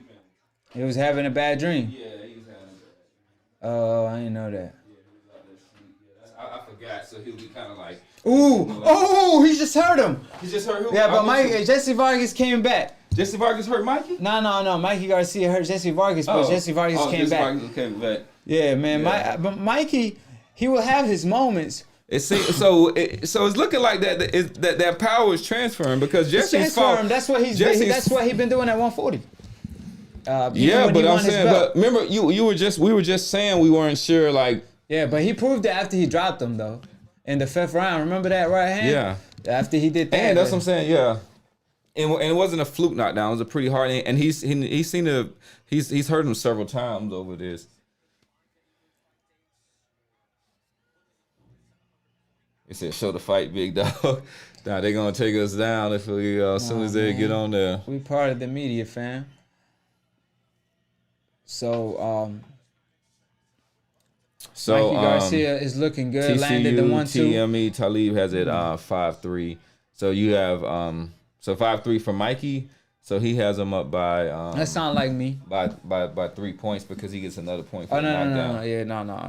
Yeah, yours is closer. Like I think I had Mikey winning by like a point or 2. Did you give him the first 4 because they gave him the first 4, didn't they? Ooh. They haven't. So. No. They gave him one of the first. I think they gave him the second round or something. Yeah, that's like right. that. That's right. So the zone have it differently than Professor Nim, but Paul like I said, I Brown had says Mikey Garcia the winning fix by is on. a round or 2. You said the fix is on? What do you mean? I don't know. He just talking. Yeah, I think he's talking. Fixes it. They talking. That was good adjustment. So yeah, so Mikey showing skills. it was. I said it was gonna be shaky at first, but my pick is looking good. It ain't even my pick. My prediction word for word. How I told y'all it was gonna go down every minute, every second of every single round. That's how it's going down. You know what I mean? So we'll see. I mean, even man down. Errol Spence couldn't put Mikey Garcia down. So we'll see what Jessie Vargas Daniel do. Mikey winning at the moment. Said that yes, he has only 1 fight contract with the zone. If it goes to the judge, I think they would give it to him. Maybe I think they won't give it to him. They're gonna give it to Jessie Vargas if that's the case. That's how they putting it. But I think he gonna pull it off if he wins the rest of the rounds. So Paul Nesby says, "What is next for Mikey? Does he stay at welterweight?" Of course, it's the championship rounds. We about to know. He wants to, but if he wins, of course, he wants to be in the Pacquiao sweepstakes. Well, absolutely. Mikey said he wanted to fight Danny Garcia, but Danny Garcia said that Mikey left the negotiation table. So I don't know if he was exploring better options, but Danny Garcia was a pay-per-view fight according to them. But I mean, we'll see. He fighting in the Dallas tonight. Y'all claimed that's who sold the 47,000 tickets. We'll see if they could do 25,000 tickets. And they both Mexicans, but of course, we have a lot of great Mexican legends from Chavez Jr. Chavez Senior. I'm sorry. No disrespect on his name. Chavez Jr. Better not say if he Jr. know better, better not say he Jr. do better. Ooh. Oh, nice Mikey uppercut. Garcia. So Mikey seems he like he look wants he to. about to stop him. Mikey seems like he wants to close out this fight in style. Mikey Garcia just landed a beautiful body uppercut. shot. I mean hook to the left hook to the body. Left hook to the body. Damn. See, now he had his right hand up, so he saw that he made that adjustment. I'm like, by bro, time. come on, yeah, like time. you. But sometimes that speed, he tired right now. Jessie Vargas is not doing it as fast, and he already seen it so many times. So it's all of the above. Ooh, nice right hand by Jessie Vargas. One thing we'll say, Jessie is still trying to win, and he a veteran. The fight is still in the balance. Like, do not get it twisted. The fight, these are the championship rounds. The fight is still in the balance right now. So the sign of a champion is the championship round. That's when your conditioning is tested. It's when your heart, your soul's tested. So I mean, they going to war. And Jessie Vargas, at the moment, he doing better than he was doing earlier, though. He was. He's working. It seems like the still the best punches are being landed by. At least we can say that Mikey's punches are having more of an effect on Jessie. Yeah. Jessie still landing. Kind of slaps with that hook. Yeah. I think he could, if he turned it over, even kind of pivoted with his left foot, he can get a little more power with it. Ooh, nice left hook by Jessie Vargas. That was good. He stepped into that one. He very awkward, man. Some of his technique, and it's hard to see coming. Solo the pro cut king said I was embarrassed for a senior how Junior went out. I mean, absolutely. I mean, he just had his head down shaking. Man, Senior was doing this like, bro. Oh my God, he was like, "Why let this dude box?" Like, bro. It's like, man, how you do your father like that? And then he had to defend him after the fact. So you know what I mean? So it was tough. Tigre, I guess he says, who thinks Pacquiao is the GOAT? Oh nah, he ain't the GOAT. Muhammad Ali, the GOAT. He put it out there. You already know. I don't know who you talking about. Floyd. Listen, Floyd Sugar Ray Robinson. It's already the highest, the greatest. Floyd Mayweather is the top 5 greatest fighter of all time. Sugar Ray Robertson, Sugar Ray Leonard, Muhammad Ali, Choker, Roy Jones. Choker 1250 said yes. Pacquiao is the GOAT. Oh my God! So Let me see. I don't know. So did Mayweather beat him though? Mayweather did beat him. I like Pacquiao, but Mayweather beat him, bro. So check your facts. Did beat him. Marquez slept him. Ooh, so Marquez like did I don't sleep know him. how can you be the greatest? Marquez did sleep and that's a trilogy or not even a trilogy, a fourlogy that actually went and Marquez closed the chapter on that. Yeah. So we can't really like claim he the let's GOAT go. So over Mayweather when he's not even the best of his era, but he is one of the greats if you want to say that. But you can't say he the greatest. You got to put respects on the legends because they put their life on the line every single time. Now, Mikey Garcia, at this point, the fight is still in the balance, I think, particularly with a strong round. Paul Brown says, you cats avoiding me knowing I can see fixed from a mile away. Well, I don't know what you talking about. I see good boxing and stuff, but maybe you have powers that I don't have of intelligence. If you do, preach on, teach us, but I don't see that. Ooh, nice right hand by Mikey Garcia. Nice. He's going for it. He's trying to go ahead and get that. He's trying to get that Pacquiao money. He's trying to go home early, man. It's already the 11th round. He's chasing 8 figures. He fight Pacquiao, he getting at least 8 figures. Man, they already talking about Errol Spence is not trying to fight Manny Pacquiao, spreading rumors. Like, man, y'all know what time it is. So don't try to tell me Pacquiao versus Mikey Garcia. We want to see Errol Spence versus Manny Pacquiao, the winner of that fight, especially after the accident. If you're going to catch somebody hurt, with a question mark. So JDL Boxing says Prime Roy Jones is a legendary boxer. Everyone else is under him. I would say that there was probably never any boxer that was more talented than him, but I think it's hard to make that argument. That he is the GOAT. It's so many different elements that come to play, from fighters moving up a weight to in the past fighters fighting every 2 weeks to there's no 4 belts. There's only 1 belt, so you fighting your mandatory. That's like another champion. You know what I mean? So at the end of the day, it was less weight classes. So to factor all that in, it was harder to accomplish some of these things that fighters accomplish today. So you have to realize that because Vargas coming forward with a couple of overhand rights, didn't land cleanly. Yeah. Mikey backs him up with the jab. Nice right hand. Jessie Vargas. That was a nice right hand by Jessie Vargas. But like I was telling y'all, to be one of the greatest. Nice 1-2 by Mikey. Mikey steps forward. Jessie wraps him up and walks him back to the ropes. Mikey Garcia is putting on Jessie Vargas. He's landing great punches. But Vargas, man, he a warrior for real. He ain't backing up. He's not. He nice right to the body. Nice left hook by Jessie Vargas. So K.S.313 said, who would y'all favor in the Danny Mikey matchup? After seeing this, and Danny, his last fight though, I would slightly favor Danny. It's a 50-50 fight. That's tough. That's I favor really Danny question. depending how this fight ends. If Mikey put him out, ain't no telling. But he's just getting hit too much for my liking. I think Jesse's always been kind of one, like he's good. He's been one tier under.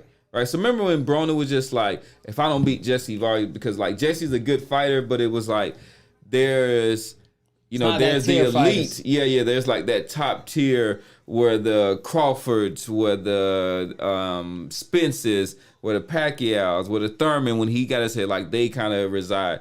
And then like right under that, Broner's actually in that class. There's him, there's Jessie Vargas, there's the Riverside Rocky guy. Oh man! Did it stop? Yeah, they could still see us. It's just they can hear us. They just can't see us. They can't see us. All right. I'm gonna be able to plug it back on. It's okay.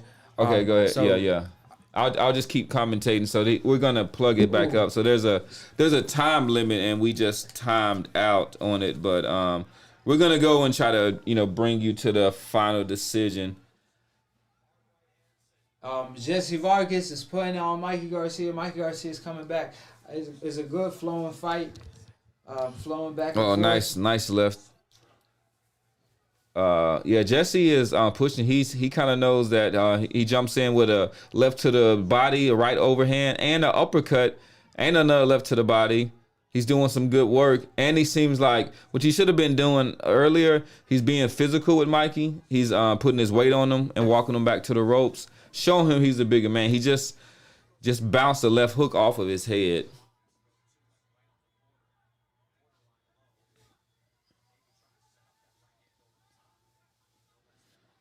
All right, Mikey needs to close out the show. I mean, I think Jesse's winning this round. He's showing some heart where I thought he was a little gassed.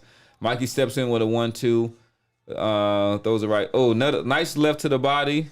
Swings kind of wild, Mikey. They both trade left hooks to the body. Mikey kind of paused with his jab. Steps in with a 1-2, but it's a little bit short. Jessie wraps him up again, kind of walks him back. Yeah, this is a close fight. I'm still like Mikey Garcia, but Jesse's making a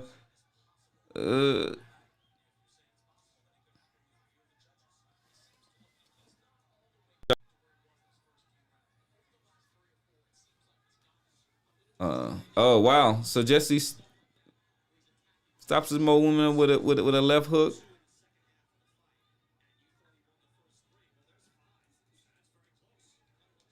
Oh, Jessie is doing well in this round. He just bounced another right hand off of Mikey's head.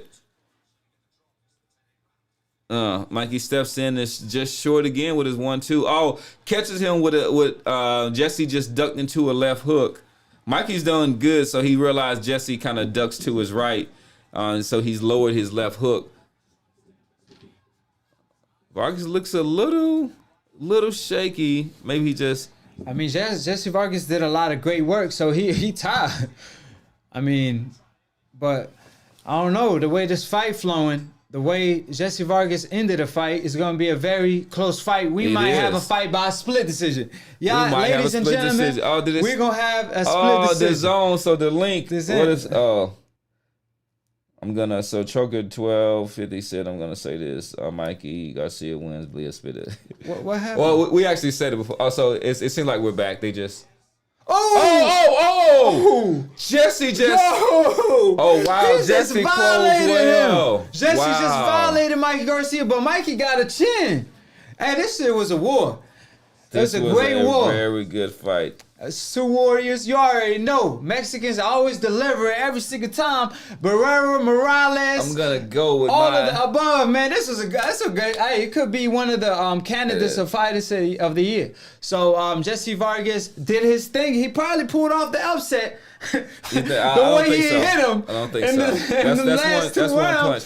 Now he had to get up, bro. He got dry. He did get up, but look, he bleeding. He bleeding. It's a fight. You gonna get. But I'm talking about from the ear. From the ear. Like so, I think he busted him that last round.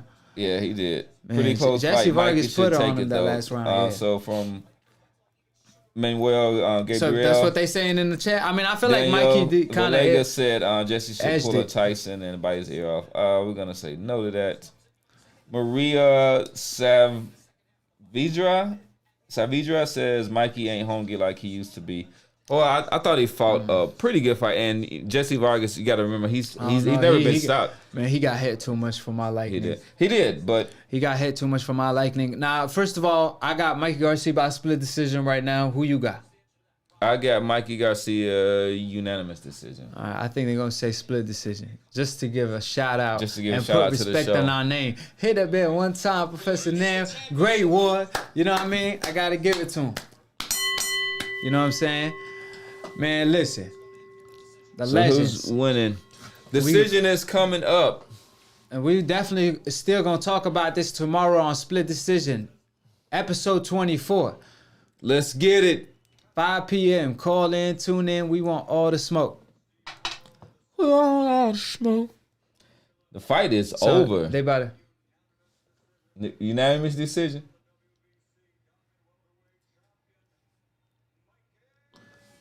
Didn't I just say that?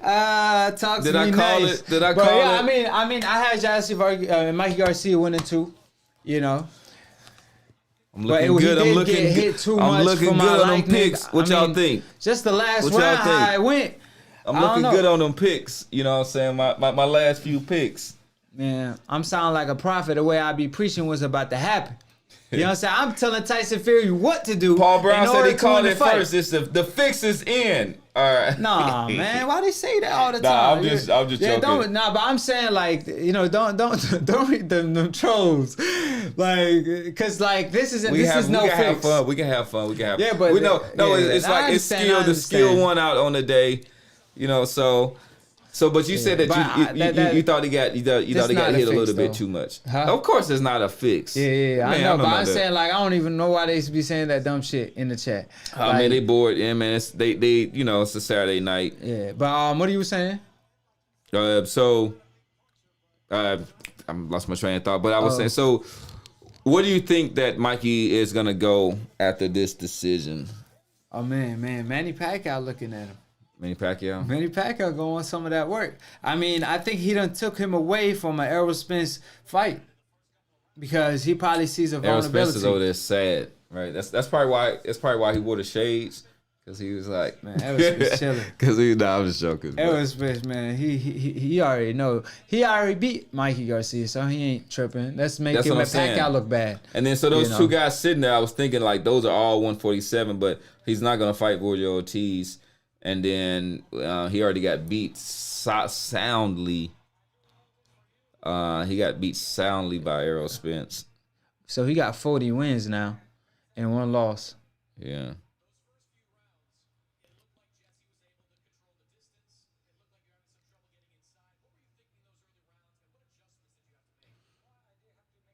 He did. I thought he did a good job making adjustments.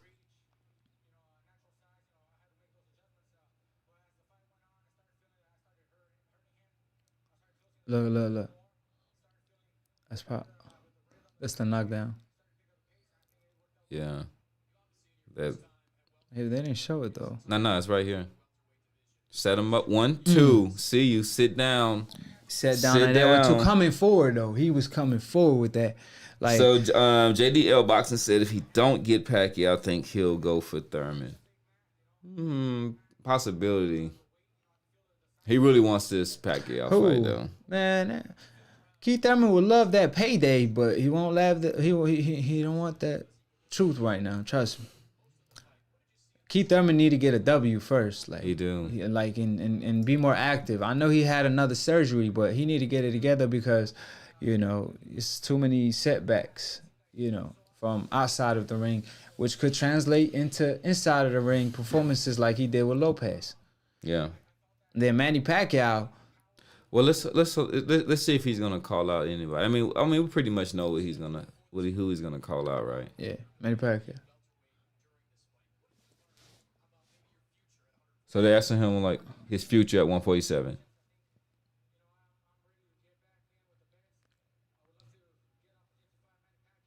Oh wow! And he said rematch with Spence. Wow, you better just sit down.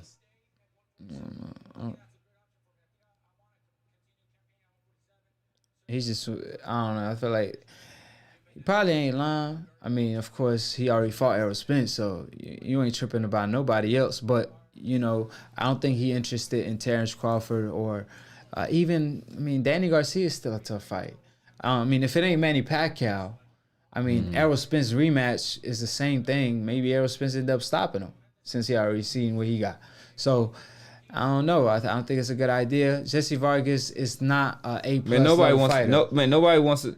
Why are we talking about an Errol Spence Mikey Garcia rematch? Man, that's what they talking about. Man, that's cap. That's what he's You think he don't want to fight Errol Spence again for a payday? I know they didn't pack you the don't Texas do Stadium. when somebody wins every round and they dominate some, beats them up. You don't do you do it when it's close. Yeah, and you be that's like Marquez getting a rematch with Mayweather. Like, nah, man, he beat exactly. you. Like there's no reason. But Jessie.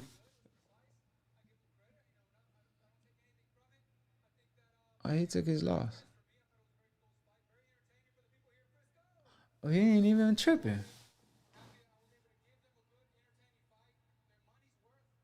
He gave her the money worth. He ain't lying.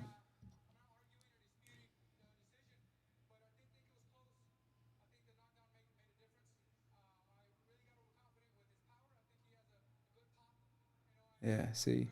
Yeah. He got good chin, but he really thought like, oh, I could walk through it. But Mikey got that technique where he get a lot of leverage.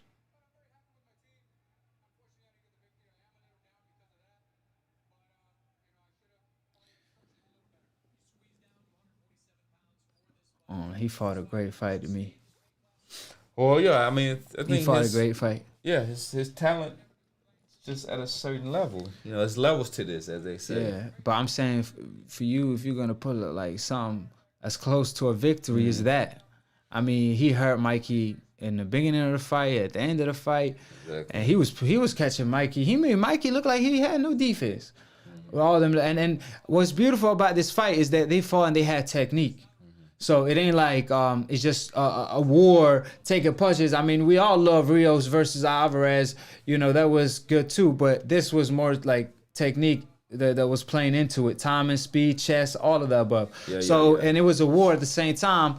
You know, so credit to both fighters. So like I said, at the end of the day, it ain't no disrespect. Just Mikey Garcia, you know, he just don't like, you know, like you said, it sound like, you know, against Errol Spence rematch is just like, no, we shouldn't even be talking about that. Yeah. So I want to give a shot. So Sonny Chiba said this is the corniest boxing platform on the net, and appreciate that because we want to like who's that? We reaching out to all people. So the corny people, not just the cool people, not just the dripped out people, not just the swagged out people. No, that we love everybody from the LGBT community, all religions, all faiths. So we bring them all in. So. And you can be a part of the fam the too. Akhi family. New media, baby. Akhi stand for my brother. So call in, tune in every Sunday live. You already know. If you want to be part of the family, click on the notification bell to get notified every time we post to go live on Split Decision. You know what I'm saying? Don't miss out on the cookout. I better subscribe. I got the grill though. You know, I will fire up the grill. I know, right? Mikey, man, this was a great fight, man. The back and forth. The skill level, the respect, they being friends and they fought. You know what I mean? Like at the end of the day, I respect that. So this went out. This stopped. Did you know that? It stopped again. Again? Yeah. I mean, it's good. Let's go ahead. Yes. Yeah, let's just end it. But for real? Peace out. Why they telling me? No. I'm saying why that ain't telling me. Oh, I like on the computer. Look, I don't know. That's weird because so I just looked up. Oh, you see? Oh yeah, the camera. The camera died. No, the camera's still on. Camera's still on. Oh no. That was good. You came through though. I give it to you. Cause the Skype, you pulled it off. I will give it to you. Man, I don't know what happened right after. Like that pissed me off, bro. It's like if you working perfectly when I tested, and when I did it, like I had to redo it in that moment because it crashed. Or it didn't crash, but I had it didn't find the camera and all the above.